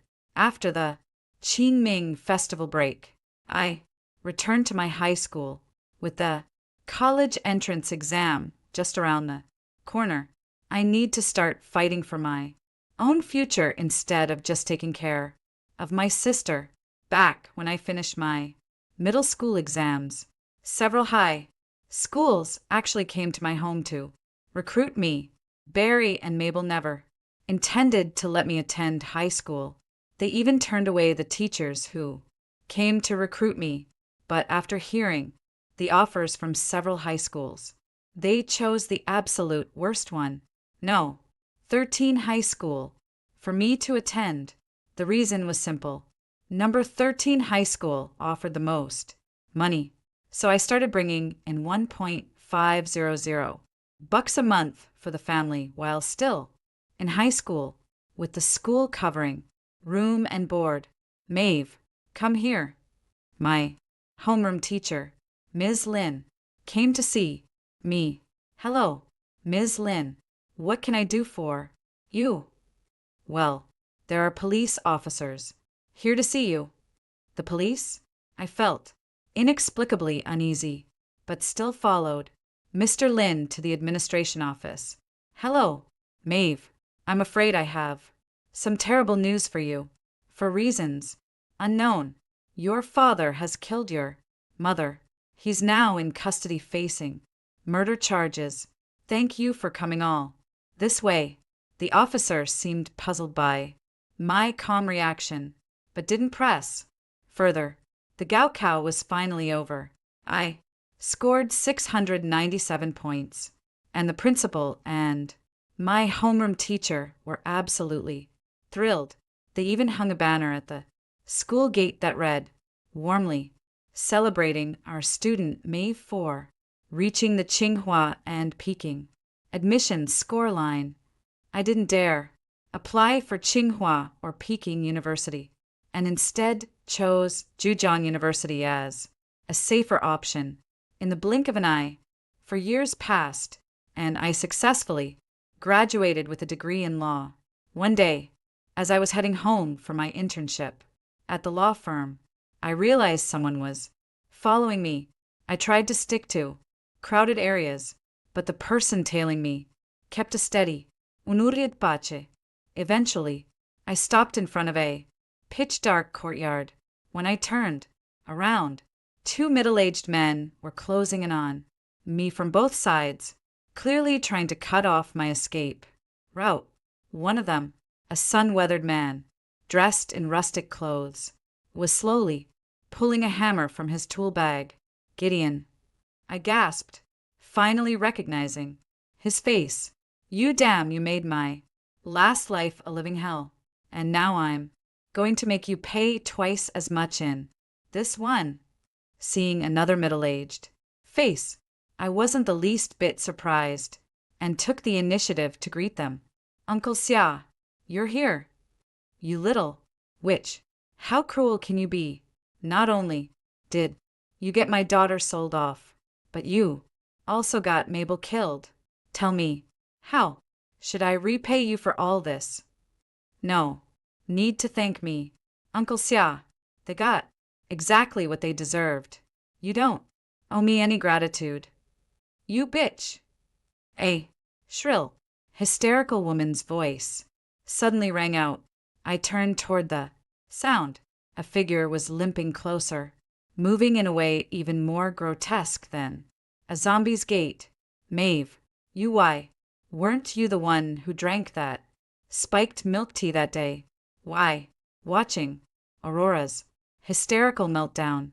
I smirked and said, oh, I almost forgot to congratulate you, little sister. Happy wedding.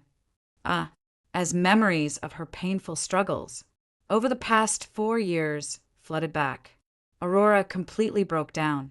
She started pounding her own head while tears streamed down her face uncontrollably.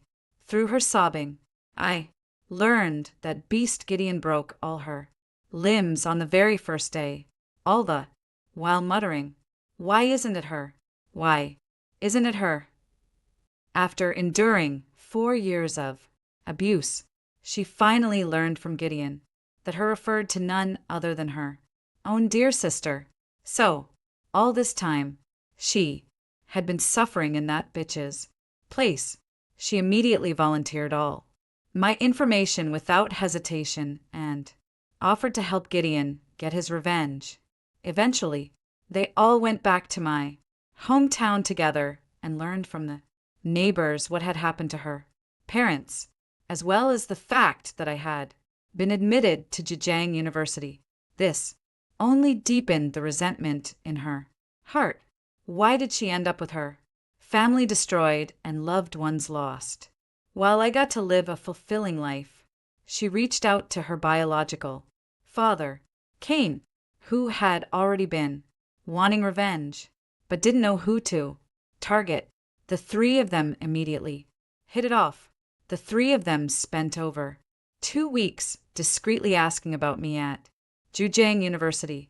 but my academic advisor and roommates had already tipped me off. With my consent, the trio finally tracked down the law firm where I work, leading to the scene unfolding now. Enough with the chatter. Let's tie her up first and take her somewhere safe to torment her properly. Aurora, you coward. The one who hurt you is right in front of you, yet you don't dare seek revenge. Instead, you only have the guts to bully me. What a pathetic waste. Don't think I'll fall for your attempts to drive a wedge between us, Aurora retorted with a cold laugh. Gideon flashed a satisfied smile and said to me, with cruel delight, I went too easy on you in our past life. This time, I'll make you wish you were dead. He hissed the last words through clenched teeth. 2 or 3 figures began closing in on me. 2 held knives. 1 wielded a hammer. 2 dull thuds echoed. I emerged unscathed, but Gideon was left with blades buried deep in his sides. He looked around in disbelief. WHYY, you've been torturing me for over 4 years, putting me through hell every single day. Who do you think I want dead? More? Aurora suddenly burst into laughter, her voice dripping with hatred and madness. You dare torture my daughter like this and still expect to live? In a fit of rage, Cain stabbed Gideon twice more. Gideon collapsed weakly to the ground. Now it's time to settle the score between us. The 2 of them turned to look at me, their eyes brimming with murderous intent. I smiled faintly. Sorry, but you won't get that chance. Hands up. Suddenly, over 20 people burst out from the courtyard. Each moved with impressive agility and skill, swiftly taking down the 2 men in no time. The tall, sturdy, and handsome man leading them walked toward me. Cease. Are these the scumbags who hurt you? I nodded. Yes. You filthy sewer rats dare lay a finger on my sister. Take them away. The group. Yes, sir. As Aurora was being escorted past me, she gritted her teeth and said, You little just you. Wait, if I ever get out, I'll do everything in my power to kill you. I smiled faintly and replied, Oh, really? Then you'd better not come out at all. Don't think you can control everything, Aurora said, finally realizing her predicament, her tone fierce but lacking real conviction. I shrugged and said, Though I hate to admit it, I have to say, congratulations. You got it right. By the way, I'm Camille. If they hadn't come looking for you, I might never have gotten my revenge. I suppose I should thank them for that. My brother came over and patted my shoulder lightly, his gaze filled with unexpected gratitude as he watched the 2 figures disappear into the distance. Me. It was 4 years ago, right after finishing the college entrance exam. I went to a DNA collection point set up by the Ministry of Public Security to have my DNA sample taken and recorded in the database. Not long after, staff contacted me and asked me to come to the Public Security Bureau. There, I met my biological parents and my brother, judging by their attire and the respect the bureau chief showed them. It was clear they were people of very high status. The moment she saw me, Mom broke down sobbing and said to Dad, This is Camille. This is my child. Wah, seeing how thin my arms and legs were, Mom cried her heart out and said with deep pain, My child, what have you been through all these years? Even Dad and my brother, 2 grown men, had tears in their eyes. Their bloodshot eyes burned with endless fury as they said, Investigate this. Leave no one unpunished. It turned out that Hilda was the one who had kidnapped me back then. She was acting on someone's orders, tasked with watching me live out a miserable life. The moment she learned Bruce had been caught, she knew trouble was coming and fled overnight. Yet, under the Dragon family's formidable intelligence network, she was ultimately captured. The family that put Hilda up to this was wiped out overnight, leaving no soul alive. Only then did I discover my astonishing origins. Now, all who wrong me have met their end. At last, I can embark on my new life. Story 2. The end of the world has arrived. Both my best friend and I obtained a system, and there are rewards for completing tasks. She always chooses the reward of beauty. Every time, while I choose the reward of combat power. Later, all the men she clung to with her beauty became my subordinates. 1. Ding. Congratulations on successfully killing the first zombie. The reward system is officially activated. My best friend Diana and I looked at each other in surprise. Her hand, holding the fruit knife, was still shaking. Cecilia, I think I'm hearing things. I casually wiped the blood off my face, just as I was about to say that I was also having auditory hallucinations. That strange electronic voice sounded. Again, Cecilia gets the first kill and is rewarded with 100 points. Diana gives the fatal blow to the zombie and is rewarded with 50 points. A glowing, transparent screen appeared in front of us, on which many reward items were listed: combat power, intelligence, beauty, as well as various weapons, daily necessities, food, etc. When Diana saw the option of beauty, her breath quickened. Beauty. Exchange all the points for beauty. Wait a minute. I grabbed Diana and lifted her in disbelief. Diana, are you crazy? This is the end of the world. To survive, we need combat power. What's the use of having a pretty face? Diana shook off my hand. Her rough facial features were distorted with excitement, looking ferocious and terrifying. You can say that because you're good looking. Do you know how I've been through these years with this face and name? I've been laughed at for a full 20 years. When Diana was born, her mother disliked her for being ugly and even refused to breastfeed her. Her father pinned all his hopes on her name and named her Diana, hoping that she would become more and more beautiful as she grew up, just like the 4 great beauties.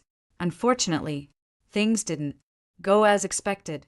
Diana became uglier as she grew up, from kindergarten all the way to university. Because of this name, every time she introduced herself when the roll was called in a new class, she always made everyone burst into laughter. The male classmates treated her as a joke and took pleasure in bullying her when they had nothing else to do. Our families were neighbors, living right across from each other when we were kids. I fought with my classmates many times to protect her. 2. System. Is it exchanged yet? Hurry up. There was a gleam in Diana's small eyes, due to excitement. The pimples on her face looked even bigger and redder. I sighed and carefully examined Diana, with a bit of sadness in my heart. She was short and stout, had dark skin, small eyes, a snub nose, and her eyebrows were so faint that they were almost invisible, coupled with a square face, a broad forehead, and sparse hair. There was really not pretty part on her body. Diana was right. I wasn't her, and I couldn't understand the pain and despair she had endured over the years. Exchange 90 points for combat power and 10 points for 2 packs of compressed biscuits and 2 bottles of water. After exchanging for my own things, I handed a bottle of water and a pack of biscuits to Diana. It was the 7th day of the apocalypse, and Diana and I had been trapped in the dormitory for a full 7 days. After eating up all the food, we finally summoned up the courage to go out of the dormitory door, planning to look for food. As soon as we opened the dormitory door, a zombie lingering at the door pounced, and it took a great deal of effort to kill the zombie and close the door before we could catch our breath. The system appeared. Cecilia, look, I've become more beautiful, haven't I? I really seem to have become pretty. Diana was dancing with excitement in front of the fitting mirror. She kept turning sideways and spinning around, trying to see her back. I stepped forward and took her clothes. You do look better. Look, your clothes are looser. You've lost weight, become whiter, Dadir, and your hair has also become thicker, right? I feel like my pimples have also decreased a lot. This is great. Really great. Woohoo! Diana squatted on the ground, buried her face in her arms, and sobbed. I squatted down and gently patted her back. She might have fantasized about this day countless times. Well, after Diana becomes beautiful, she can exchange for combat power anyway with the system. The two of us can live safely in the apocalypse.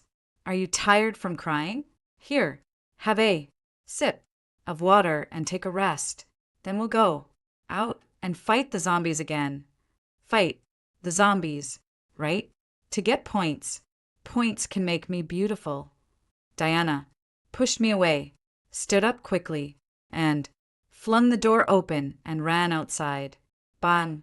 The wooden door slammed against the wall, making a loud noise. I was startled. Oh, no. These zombies have extremely good hearing. We hardly dared to make any noise in the dormitory this week. Even the slightest sound could attract a large number of zombies to bang on the door. 3. Help. Cecilia, save me. Diana's shrill and pitiful cry came from the door. I picked up the fruit knife from the ground and rushed over quickly. Diana, stop shouting. Help. I was the one who took the initiative to attack the first zombie before, and Diana just hacked at it a couple of times after it fell to the ground. This was the first time she faced a zombie alone, and it seemed that she was really scared. Diana, stop shouting. With 90 points of combat power, my strength doubled directly. After killing several zombies in a few strokes, I pulled Diana and ran back to the dormitory and locked the door. Almost as soon as we closed the door, a group of zombies roared and rushed over. The wooden door banged loudly in Diana, and I held the door tightly, feeling extremely scared, especially Diana. Her face turned pale with fear. Are you okay? Are you hurt? I anxiously pulled Diana's arm. These zombies are extremely contagious.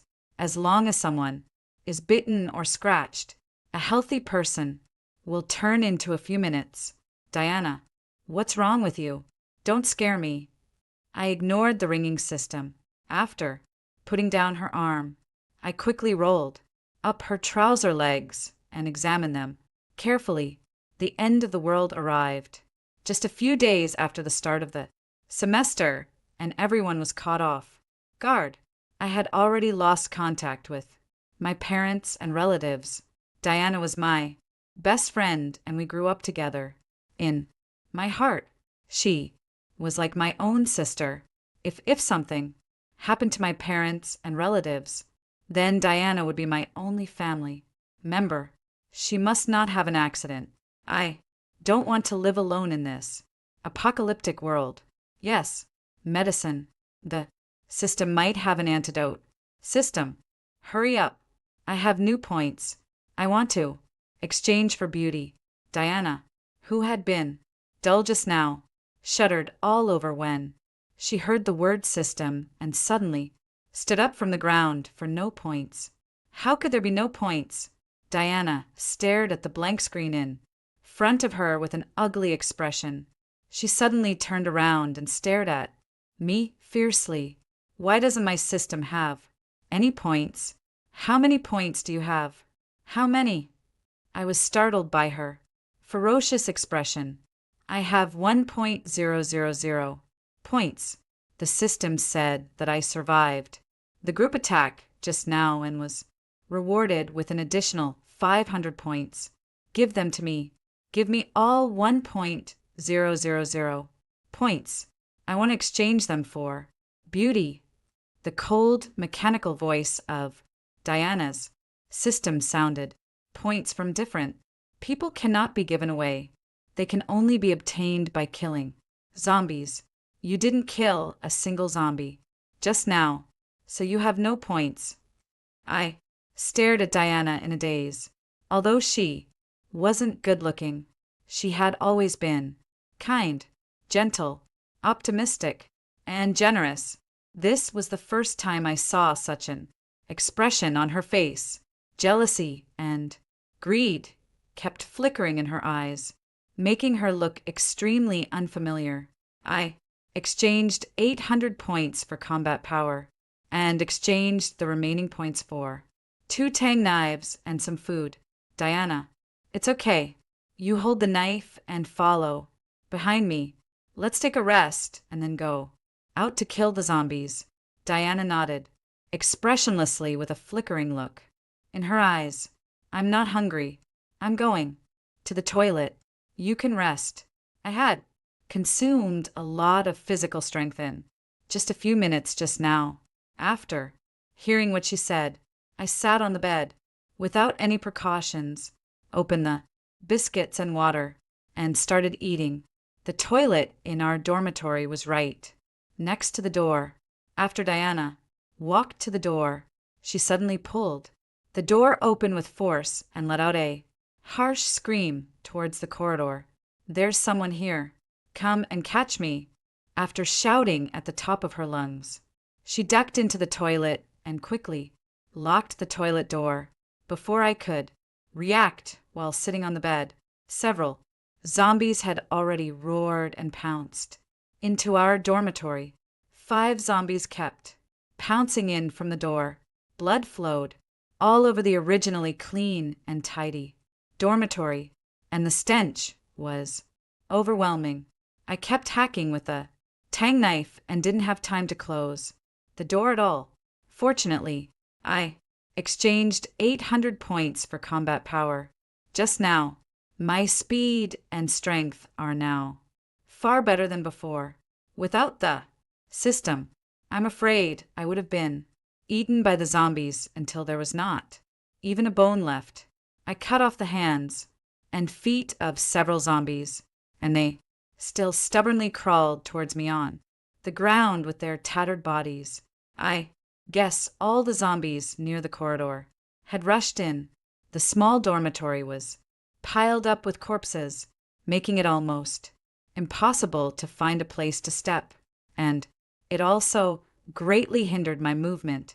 Just when I felt that I was about to die, here, Diana finally came out of the dormitory. She quickly locked the dormitory door and chopped down those zombies that had already lost their combat effectiveness with a knife in her hand. I was so tired that I slumped on the ground and watched Diana swing the knife.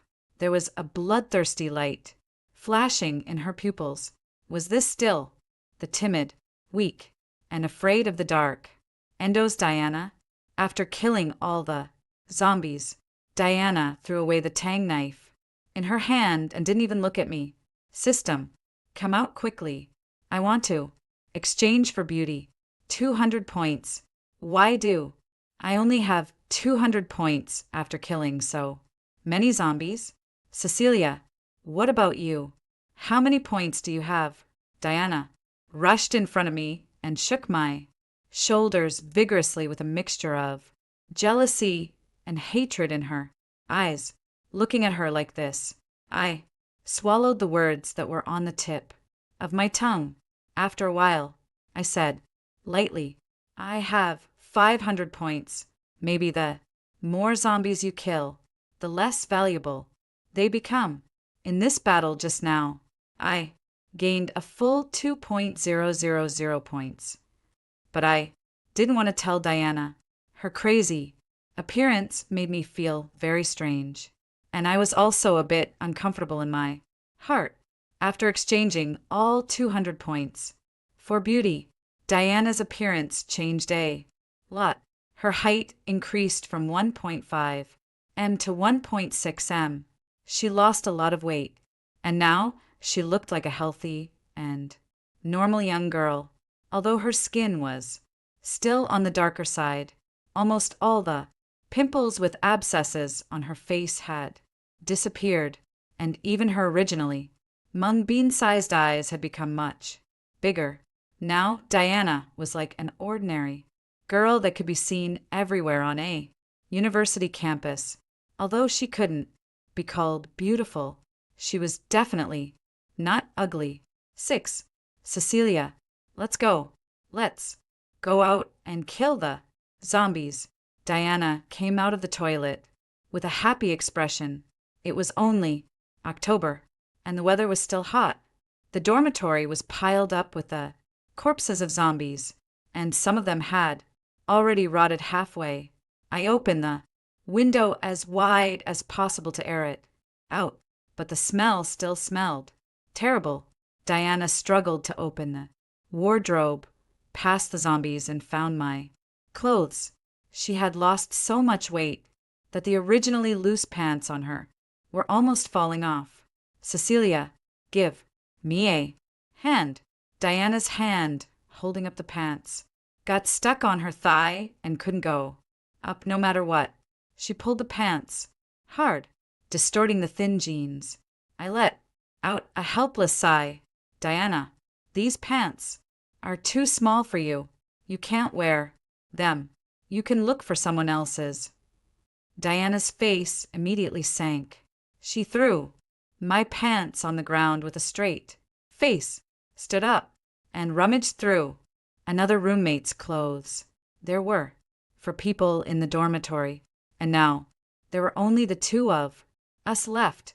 Thinking of those two flower-like faces, I couldn't help but feel a pang of pain in my heart. I'm changed. Let's go. Diana came over and pulled my hand, but I didn't move and sat on the chair. Although she had combat power higher than that of an ordinary person, Diana actually let the zombies in when I wasn't prepared just now.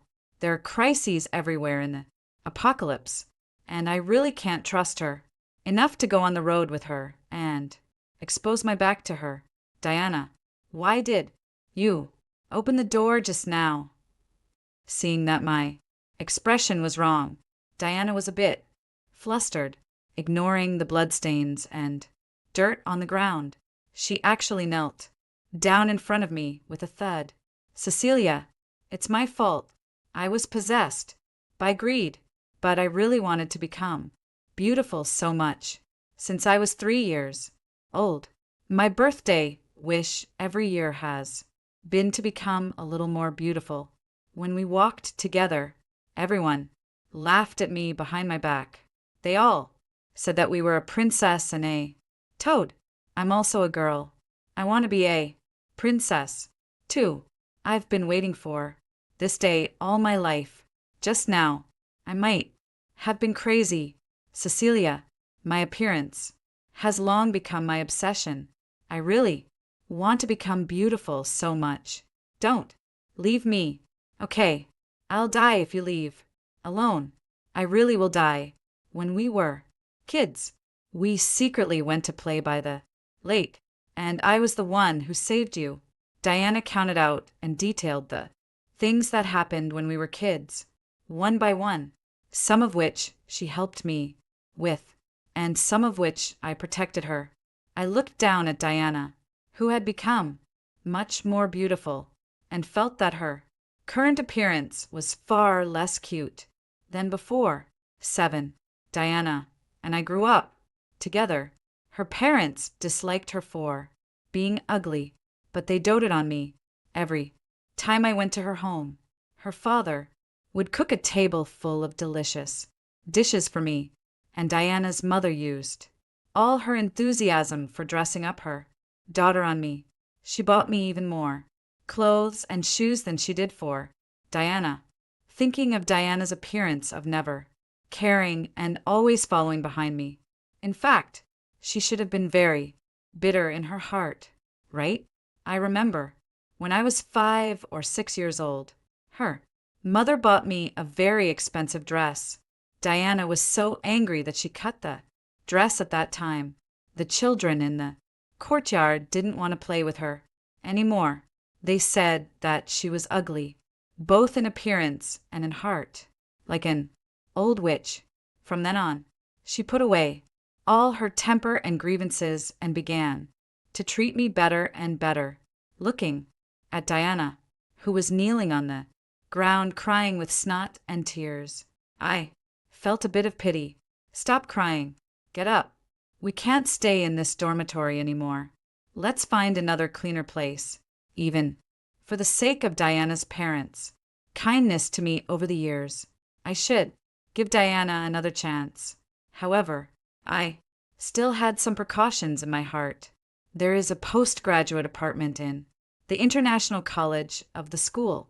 All the rooms in it are single rooms, and the accommodation conditions are much better than our dormitory. Moreover, it happened to be the weekend, on the day of the incident, and there might be very few people in the dormitory. After thinking it over, I decided to go and take a look there. First, Diana and I were careful enough on the way, but we still alarmed a lot of zombies. I protected Diana behind me and killed zombies with a fierce determination all the way. Even the knife was chipped in several places. Diana didn't let me down this time, either. She stayed behind me and gave me a lot of help with the knife. We fought and walked like this when I was so tired that I couldn't even lift my arms. We finally arrived at the postgraduate apartment. The main door was blocked from the inside, and all the windows on the first floor were nailed with wooden planks. When I saw this, I couldn't help but feel a surge of joy in my heart. Diana, there might be someone inside. After such a long time, I finally saw other living people again. I carefully circled around the apartment and finally found that one of the windows on the second floor was half open. I had killed quite a few zombies on the way here, and I gained an additional 3.000 points after exchanging 2.000 points for combat power. I easily leaped onto the second floor with Diana on my back. 8. Stop. Right there. As soon as Diana and I jumped through the window, several boys rushed up and surrounded us. Don't come any closer. Where are you from?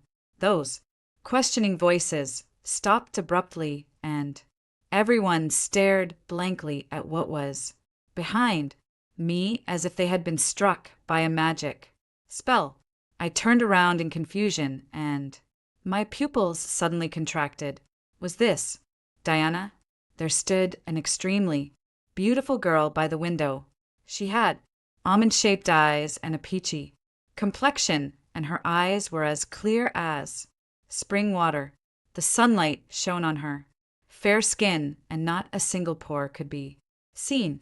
Seeing us all staring at her stupidly, she looked a bit uneasy. What's wrong? I haven't been bitten by a zombie. Really? Her voice was delicate and somewhat ethereal, like the chirping of a lark in a secluded valley. It's okay, even if you were bitten. It wouldn't matter. I believe you haven't been bitten. The fair and handsome face of the leading boy turned bright red, and he stammered his words incoherently. Several other boys also put down the sticks in their hands and spoke words of comfort to her one after another. Only then did I realize that the girl in front of me, who was so beautiful that it was hard to look away, was actually Diana. The leading boy was named Sean. He had just started his first year of postgraduate studies this year. After the zombie outbreak, he led his surviving classmates to turn the apartment into a small shelter. There were currently 25 boys and 3 girls inside. Upon hearing that there were only 3 girls, I felt a bit disappointed with the arrival of the apocalypse. When facing such terrifying things as zombies, girls, on the one hand, are not as brave as boys, and on the other hand, their physical strength is also poorer. Moreover, girls are generally soft-hearted, even if they know it's a zombie. When facing their former classmates and friends, it's very difficult for them to strike the killing blow immediately, and in the apocalypse, a few seconds of hesitation can cost someone their life. Sean showed great enthusiasm for the arrival of Diana and me. He arranged a place for us to stay, and even generously brought up 2 boxes of instant noodles. Take a rest. We have to go out to collect supplies tomorrow. We'll have a meeting together tonight. 9. What's wrong? What's going on? I rushed into the dormitory bathroom, and Diana was holding her face, letting out a series of screams. Is this me? This is actually me. I'm so beautiful. Seeing her jumping up and down with excitement, I couldn't help but laugh out loud. Yes, you're very beautiful. A great beauty. The campus belle. Diana covered her face and started crying. After crying for a while, she excitedly ran up to me. Cecilia, you still have points, right? Can you help me exchange for a few dresses and some cosmetics? I checked. These things in the Points Mall are really cheap. You can exchange 100 points for a bunch of them. I looked at Diana steadily. She tilted her head back, and her big, deer-like eyes were full of hope and longing. Any man would probably find it impossible to refuse being looked at by such a girl. Unfortunately, I'm not a man. Diana, this is the apocalypse now. Points are very precious. They can be exchanged for weapons and food, which are the things that can keep us alive. Diana was a bit angry. She grabbed my sleeve and wouldn't let go. Cecilia, why are you being so stingy? It's just 100 or so points. Can't you just lend them to me? You can get 100 points by killing just one zombie. I couldn't help but sigh. Diana, this is the apocalypse. Do you understand? You exchange for high heels and dresses. They may look good, but can you run in them? If a zombie scratches the exposed skin, you'll easily get infected. Everyone wraps themselves up tightly, and yet you still want to wear a dress. You're courting death. In the end, I still bought clothes and cosmetics worth 100 points for Diana. She solemnly promised that after this time, she would exchange all her points for combat power, and from then on, she would kill zombies herself to earn points and wouldn't hold me back anymore. Diana finally put on the beautiful dress. The white suspender dress made her look like a fairy. Diana, who had changed into the dress, was in a very good mood. She touched her flat belly and started to act coquettishly towards me. Cecilia, I'm hungry.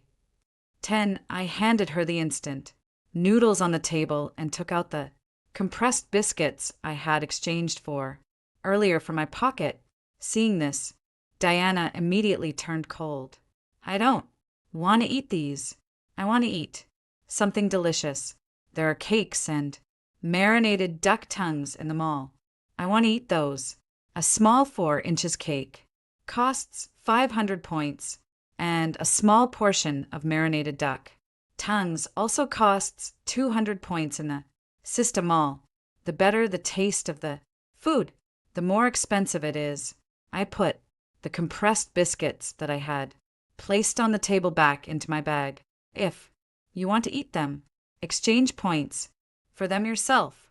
Once you have your own points, you can exchange for as much as you like. Diana was a bit angry upon hearing this. Then lend me another 1.000 points. I'll pay you back in a few days. I realized for the first time that Diana was really different from before, or maybe this was the real her, where all her previous generosity, kindness, and gentleness just an illusion. Unlike Diana, I had been the class monitor since I was a child.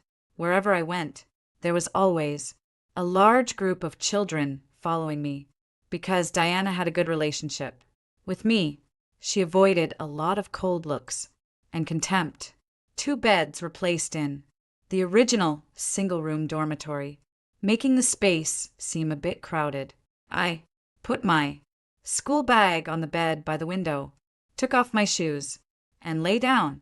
Come, and borrow from me again after you pay back the 100 points you owe me before. I slept very soundly. When I woke up, it was already dark. The sunset glow outside the window dyed the sky a golden yellow, looking serene and beautiful. I groggily sat up, feeling as if I had been in a different world. Are you awake? Sean came to find us and said, "We're going to have a meeting later." I rubbed my eyes and then noticed that the table was a bit messy. The 2 boxes of instant noodles had been eaten up and the boxes were left on the table. The compressed biscuits in my bag had also been taken out and eaten clean. I raised my eyes and glanced at Diana. She was sitting in front of the desk, carefully tracing her eyebrows with her already stunning appearance and delicate makeup. Just sitting there, Diana exuded an overwhelming charm that made it hard to look directly at her. Diana, you're already very beautiful now. Extremely beautiful. After killing zombies next time, shouldn't you exchange some points for combat power? After all, that's the really useful thing. Diana nodded perfunctorily and stood up first, walking out the door 11, in order to welcome us in the evening. Sean and the others even stewed a pot of soup, although it was all made from instant soup packets from the supermarket. I still ate happily. This was the first hot food I had eaten since the apocalypse began. Diana held the bowl of soup and sipped it in small bites. The boys in the apartment went up one by one to introduce themselves. For a moment, there were so many people crowded in front of her that she seemed to be surrounded like a star. Sean Sadbisaid, me, looking at Diana in a trance. I had to call him twice before he came to his senses. I want to participate in the supplies collection operation tomorrow. 2. Sean casually waved his hand. There's no need. Girls can just be responsible for cleaning in the room. The zombies downstairs are too dangerous. Leave this kind of thing to us boys. I live in Shinyuan apartment. I had to cross the entire campus to get here. How do you think I got here? Only then did Sean take a serious look at me. All right, you can go with us tomorrow, but you must follow my arrangements and not act on your own. There are 25 boys and 5 girls, making a total of 30 people. In the apartment now, there were 10 boys who are going to participate in the supplies collection operation. The next day, when they heard that I was going to participate, Diana also ran over and said she wanted to come along. Now, these boys were in a panic and began to earnestly persuade her. Diana, it's too dangerous. Those zombies are so disgusting. This isn't something a great beauty like you should do. Yeah, yeah. You'd better stay in the room. Didn't you just say you wanted to eat chocolate? I'll definitely go to the supermarket to find chocolate for you. Tomorrow. Exactly. Just don't go. We'll be worried. Diana blushed, her eyes shining, looking like a happy little woman. This should be the first time in her life that so many young boys had courted her at the same time.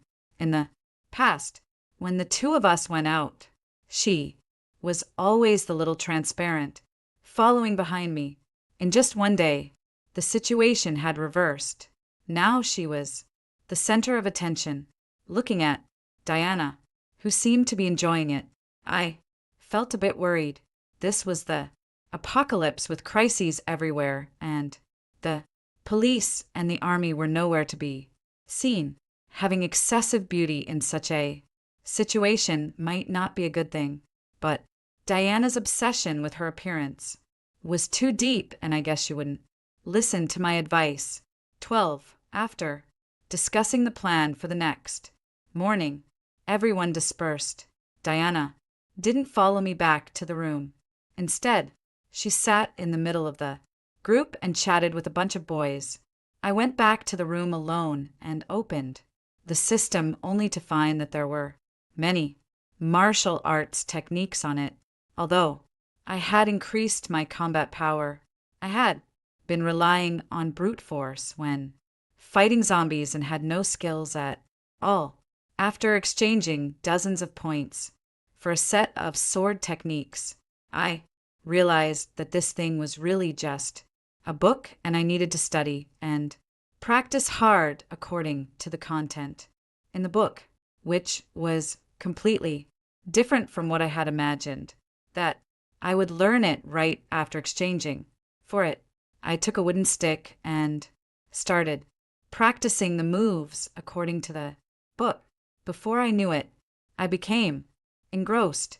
When I was so exhausted that I plopped down on the ground, I realized that I didn't know how much time had passed. The candle in the room flickered a few times and finally went out. I took a shower in the dark. When I came out, I realized that Diana hadn't returned to the room. Thinking of her delicate and beautiful face, I couldn't help but feel a sinking feeling in my heart. I quietly left the room, feeling the dagger exchanged from the system. I stood in the silent corridor and listened carefully. Since my combat power had been greatly improved, my hearing had also increased several times. Noam, I hate it. The coquettish female voice and the panting male voice came from the end of the corridor. I held the dagger and ran all the way, then pushed the door open directly. The scene in front of me made me furious. I saw Diana with her clothes in disarray, being pressed down by Sean. Her white dress had also been pushed up to her waist. I rushed forward, grabbed Sean's clothes, and threw him to the ground. Then I took off my coat and covered Diana. Diana, are you okay? Cecilia, what are you doing? Sean, are you okay? Diana panicked and got out of bed to help Sean up. Sean grimaced in pain. Damn it, Cecilia, you're so strong. You almost killed me. I looked at them blankly, still holding the dagger in my hand. Diana glared at me angrily. Hurry up and put it down. Sean is my boyfriend. 13. I don't understand. I really don't understand. They just met at noon, and he's her boyfriend already in the evening. Diana kicked me out of the room with a straight face. Sean wasn't angry, though. Cecilia was just worried about you. It's all a misunderstanding. A small matter. Bang. The thin wooden door separated me from Diana. I stood in front of the door, feeling a mix of emotions in my heart. Diana was clearly still alive, but I felt as if I had lost her forever. Well, people with different beliefs can't work together. From now on, Diana and I will just be strangers. Early the next morning, Sean came out of the room with a satisfied look, hugging Diana in his arms, which surprised everyone. Several boys looked at him enviously, their faces full of jealousy.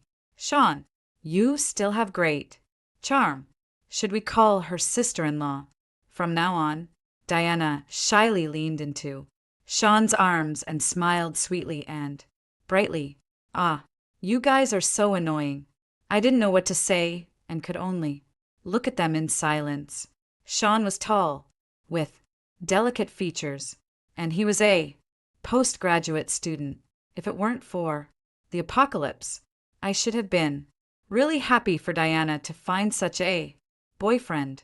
According to yesterday's plan, Diana wasn't supposed to go out to look for supplies, but today, Sean, in order to please the beauty, would probably even be willing to sleep among the zombies.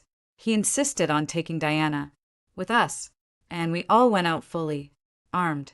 So, what if you didn't want to take me? There are plenty of people who will take me. I don't know why, but in just a few days, Diana had filled me with hostility. Diana, you'd better take care of yourself. My last piece of advice to you is to stop spending points on your appearance. Excessive beauty is a kind of original sin, and you'll regret it too late when the time comes. You're jealous, aren't you? Now, I'm more beautiful than you, and all the boys are surrounding me. No one pays attention to you anymore. You must be feeling bad, right? 14. I looked at Diana in disbelief. Did she really understand the situation? This was the apocalypse. The apocalypse. Shh, be quiet. Don't talk. Sean turned his head and put his finger to his lips. We had already entered the central area of the school. If we walked a little further, there would be the school's commercial street, where there were many convenience stores and small supermarkets. Bang! Someone accidentally kicked an iron bucket by the roadside during our walk. I was startled. Sure enough, a few zombies not far away turned towards us. When they heard the noise, I saw that the zombies, which had been walking slowly and unsteadily before, took a few steps and then suddenly ran towards us at a speed that was almost as fast as a 100 dash. I stared at these zombies in shock. When I brought Diana here yesterday, those zombies had clearly been slow in movement and stiff all over. If they could run this fast and be this agile yesterday, I definitely wouldn't have been able to bring Diana across the entire school so easily. Not good. The zombies have evolved. Run. Run back. I shouted at Sean and the others, then turned and ran in the direction of the apartment.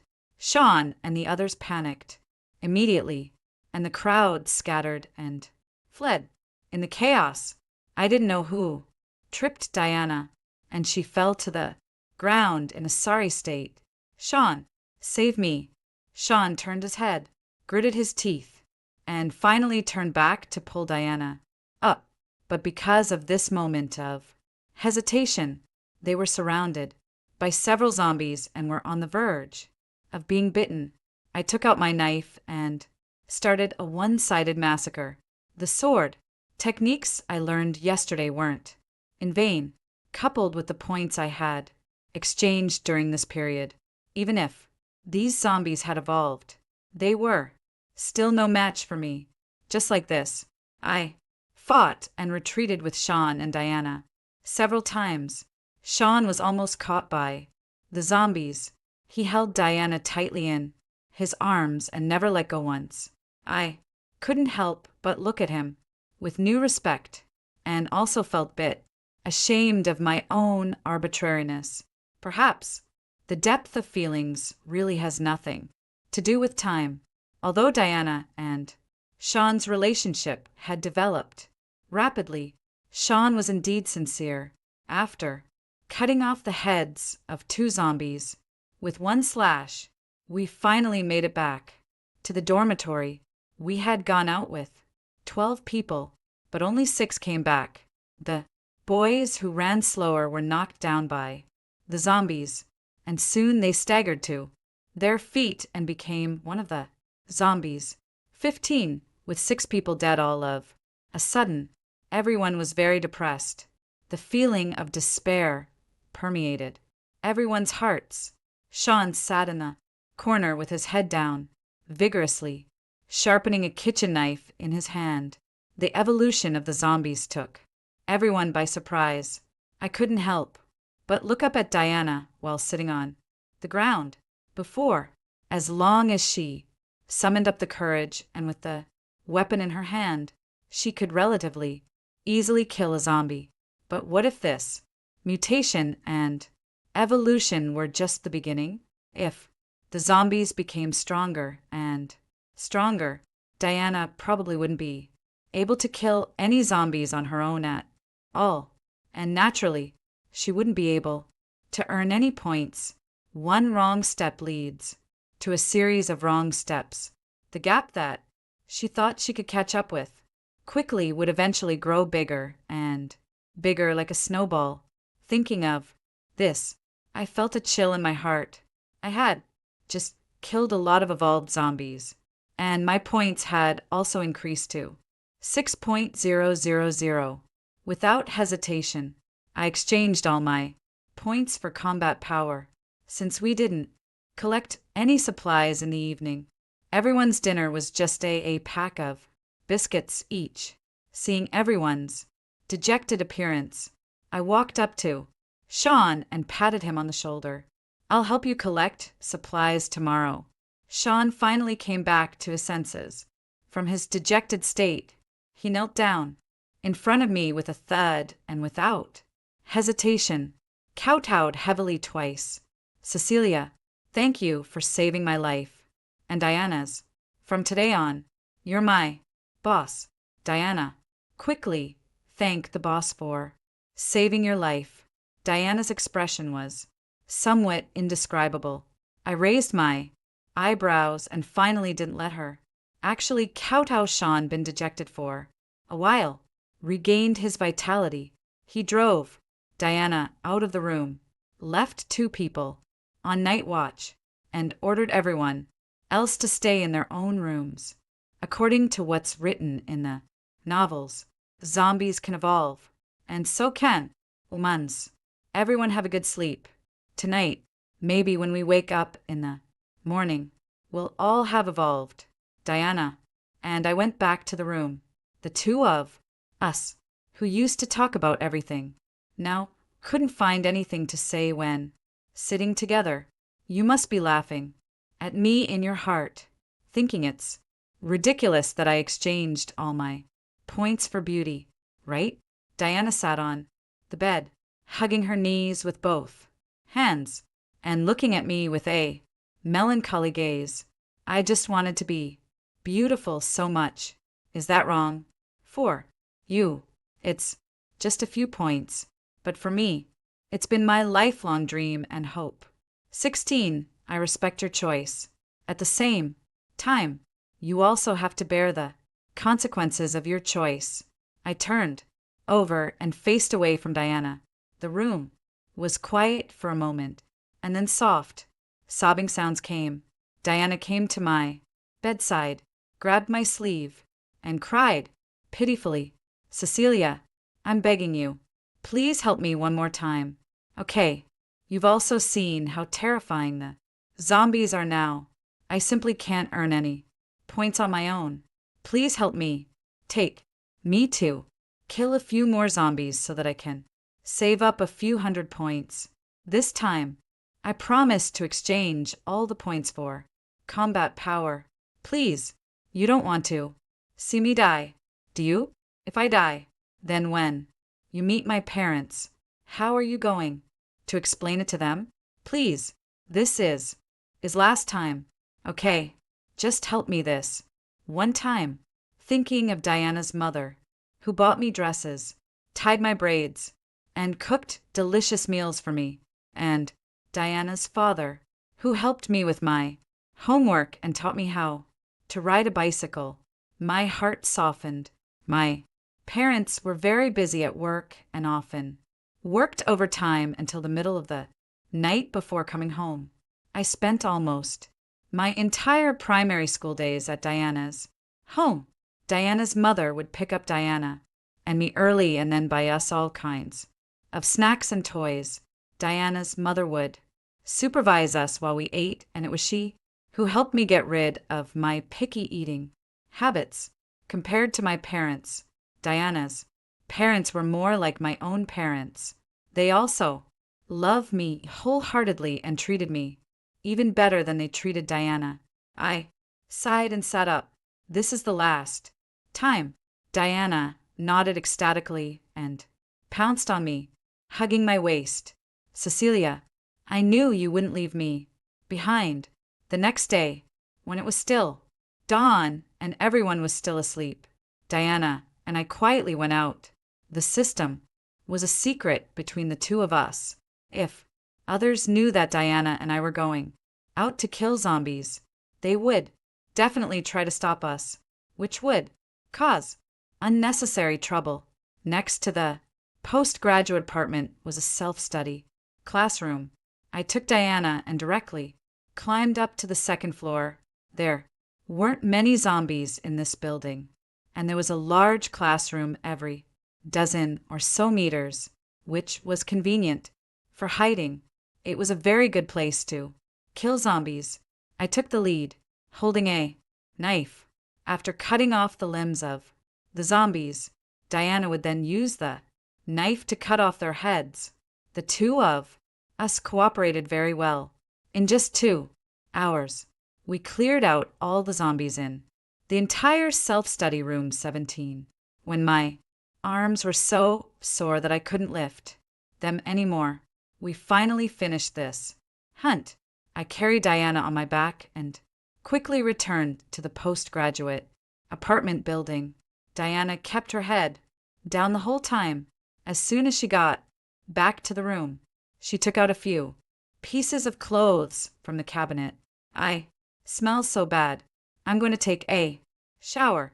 Her voice was delicate and charming, like it had hooks, making people's hearts itch. I felt something was wrong. I grabbed Diana, who had her head down, and forcefully pinched her chin to make her look up. What a face it was! Her eyes were as clear as spring water, and her skin was as smooth as coagulated fat. Although her facial features hadn't changed particularly much, her whole temperament had changed. If the previous Diana was the most beautiful girl on campus, now she was a stunningly beautiful and glamorous female celebrity. With this appearance, she could even rank among the top in the entertainment industry. You exchanged all your points for beauty again, didn't you? How many points did you exchange? Tell me. When killing zombies today, I could clearly feel that the speed of 2 of the zombies was much faster than yesterday, and one of them had amazing strength. Their evolution speed was much faster than I had expected. Diana looked at me pitifully. You're hurting me. I let go of my hand, feeling utterly exhausted, and said, Diana, this is really the last time I'll help you. From now on, let's just pretend we don't know each other. Seeing my dejected look, Diana panicked. Tears rolled down like pearls, and she cried. I don't know what happened either. There was always a voice in my heart saying that this was the last time to exchange points for beauty. While I was killing zombies, the voice of the system kept ringing. I just thought that if I could be a little more beautiful, just a little bit would be enough. I was going to exchange for combat power when dealing with the next zombie, and, before I knew it, all the zombies were killed. I didn't mean to, Cecilia. You have to believe me. I really didn't mean to. 18. I looked at the dazzlingly beautiful Diana, feeling extremely tired in my heart, and didn't even want to say a single word more to her. Her obsession with beauty was too deep, and she had already been possessed by it. I guessed that the next time she had points, she would still choose to exchange them for beauty. Diana, are you up? Sean knocked on the door vigorously, his voice sounding a bit excited. I opened the door, and Sean fell right in. Good morning, boss. Damn, you stink. I mean that. I mean I stink. I sniff. My clothes. Indeed, the smell was quite overpowering. You guys talk. I'm going to take a shower. Sean grabbed me and said, Boss, I've evolved. My strength has increased a lot today. If you don't believe me, let's have an arm wrestling match. After the arm wrestling match, Sean sat on the chair looking dejected, mumbling to himself nonstop. That's not right. Could it be that my strength has actually decreased? I clearly feel that my strength has increased a lot. Why? Why is this happening? His silly look made me feel a bit better. I had been rewarded with 10.000 points for killing zombies just now. I kept 1.000 and exchanged the rest for combat power. When Diana came out after taking a shower and changing her clothes, Sean's breath caught in his throat, and he stared at her with his eyes wide open. I walked out of the room, leaving the space for this young couple. As soon as I got to the hall, a lot of people surrounded me. Boss, I've got some good news for you. We found a survivor base. Someone had contacted a base via radio and said that most of the survivors in the city were there. It used to be the largest villa area in our city, built in a beautiful mountainous area. There were protective fences around the community, and because there was enough greenery in the community, there was also land for growing crops. It was said that there were already more than 10.000 people living there now, and there were doctors, police, organizations, and laws. 19. Everyone was very tempted and unanimously decided to get ready and set off for the base. The base wasn't far from where we were, just over 20 kilometers away. It would take most of a day to get there on foot. After a while, Sean came out of the room with a beaming face, accompanied by Diana. He somehow got a map of the city and led everyone to study the route. There were originally 30 people, but now there were only 25 left, including 5 girls and 20 boys. Those girls were both lucky and unlucky. They had been saved by Sean from the beginning, but too much protection had made them lose the ability to grow. We would have to pass through countless tall buildings on the way, and we didn't know how many zombies were hiding among them. Someone suggested going by car, but it was quickly rejected by others. The zombies' hearing was astonishing now, and the noise from a car could attract all the zombies. Within a few kilometers nearby, we packed up the things in the apartment and took all the food we could carry. I also sharpened a lot of steel pipes into weapons with my knife, which made Sean and the others envy me. This knife was exchanged from the system, and it cost me a full 1.000 points. It could truly cut through iron like mud and was indestructible. We had originally planned to set off early the next morning, but an accident happened. At night, Sean got into a fight with a boy named Jason. Both of them went all out, punching and kicking each other. without mercy. Jason also lived in the postgraduate apartment. He was very handsome with a wheat-colored complexion, thick eyebrows, and bright eyes. Unlike Sean's fair and delicate appearance, he was full of wildness and the beauty of strength. The reason they fought was that Sean got up to go to the toilet in the middle of the night and found that Diana was missing. Finally, he found Diana in Jason's room, and the two of them were passionately kissing.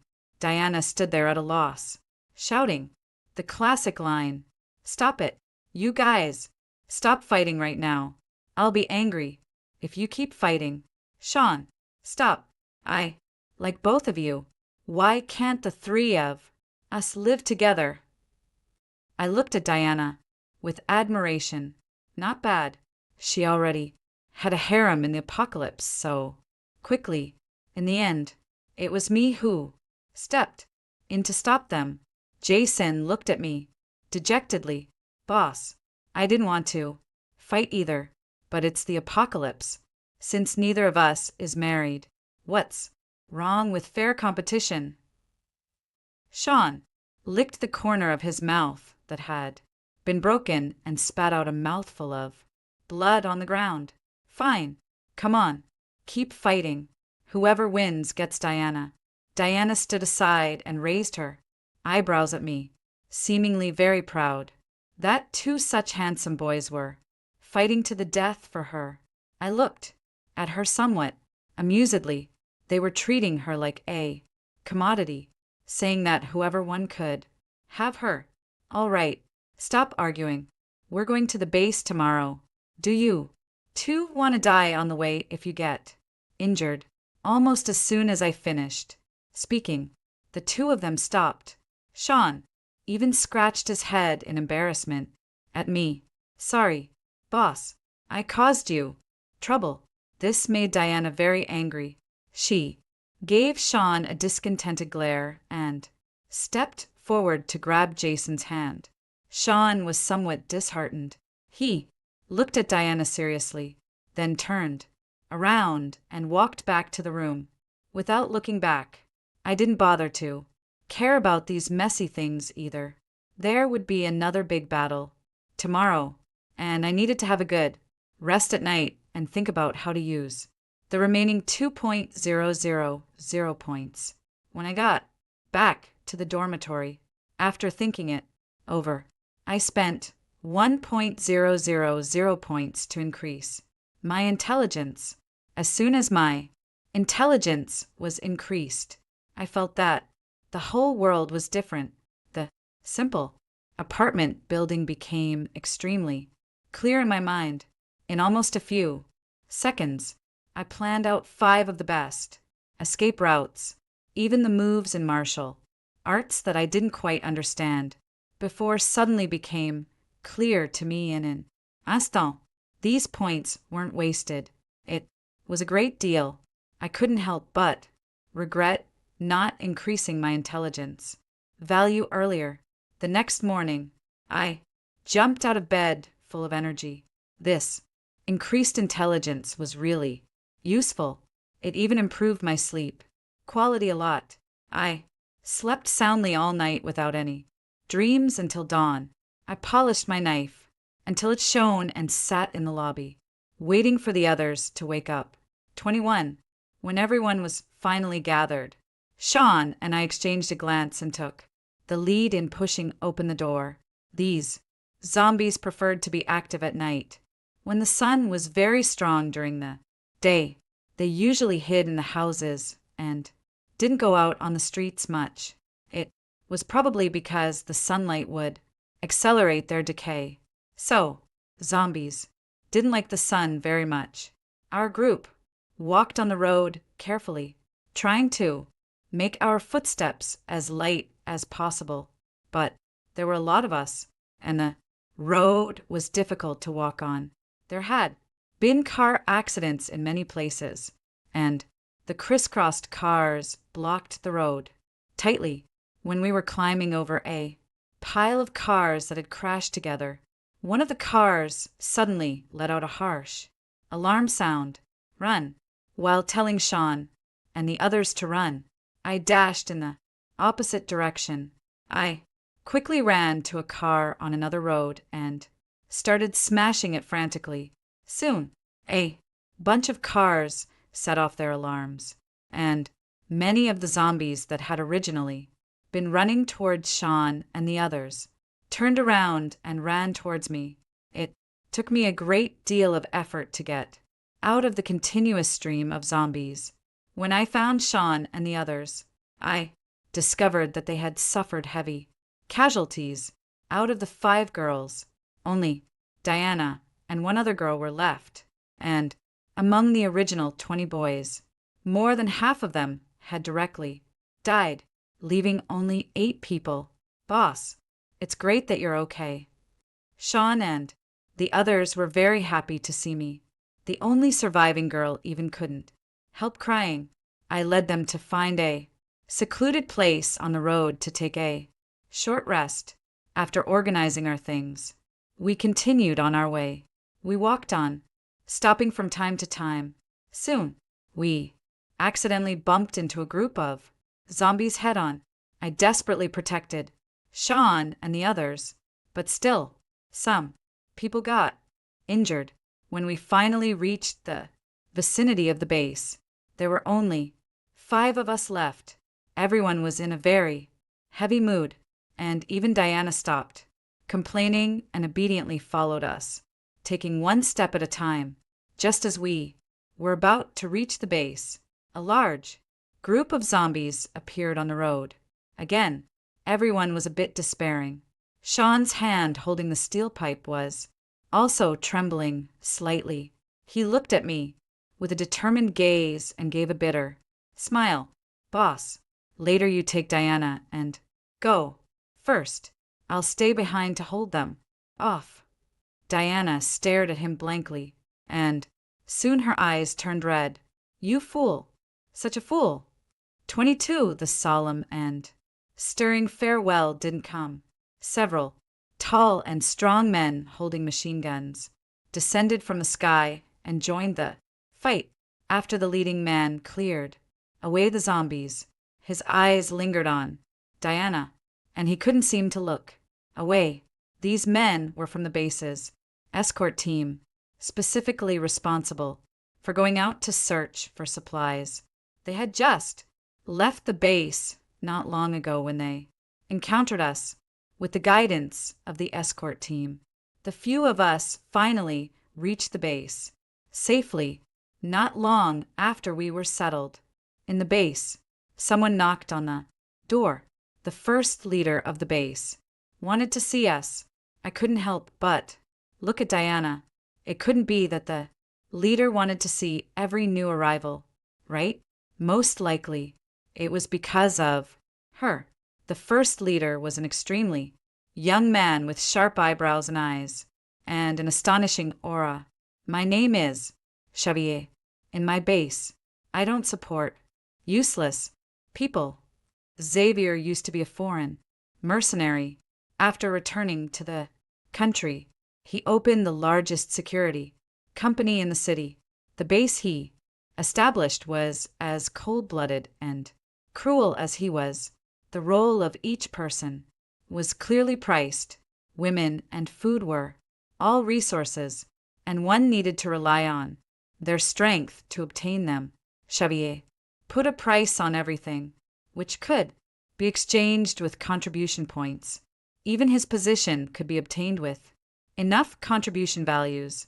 As a result, the old, the weak, the sick, and the disabled were in a difficult situation. Many women who didn't dare to go out and fight zombies and didn't have the strength to do hard work could only exchange their bodies for contribution points.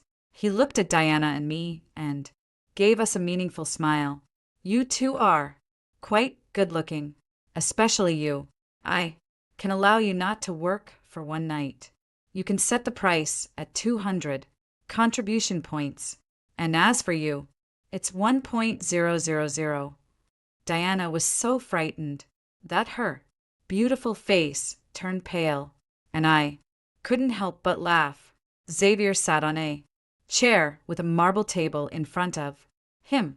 I walked up and cut off a corner of the table with my hand knife, then threw that triangular piece of marble on his table.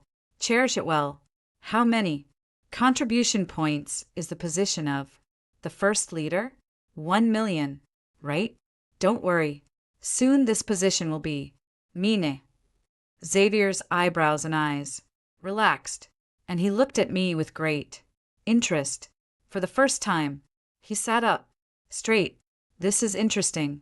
This is the end of the world, and the stronger king. Don't talk to me about that nonsense of protecting women and children. Morality is a kind of kidnapping that the weak impose on the strong. If you enter the base, you have to abide by the base's rules. If you don't want to accompany men, then go out and kill zombies and exchange contribution points for your freedom. 23. After returning to the room, Diana looked worried. Sean and Jason took turns to comfort her. Don't be afraid. I've gone to find out about the contribution points. Killing one zombie only gets you 10 contribution points. To get 1.000 points, you need to kill 100 zombies. Surely no one would be willing to use so many contribution points to exchange for it. This comfort obviously didn't work. In the end, Sean and Jason promised Diana that they would work hard to earn contribution points to help her keep her innocence. And only then did Diana stop crying. I looked at her speechlessly. Haven't you ever thought of killing zombies by yourself? The rules of the base were cold-blooded. This was a place where the law of the jungle truly prevailed. Whoever had the greatest strength had the final say. At the same time, I also found that many people had evolved just like the zombies. On the way, I even saw a girl lift a huge rock with her bare hands. Xavier's rules were simple. The base didn't support idlers. As long as you could prove your value, you could survive in the base. If you didn't have the courage to kill zombies and search for supplies, you could only do some miscellaneous work in the base, medical work, construction, building houses, making weapons, etc.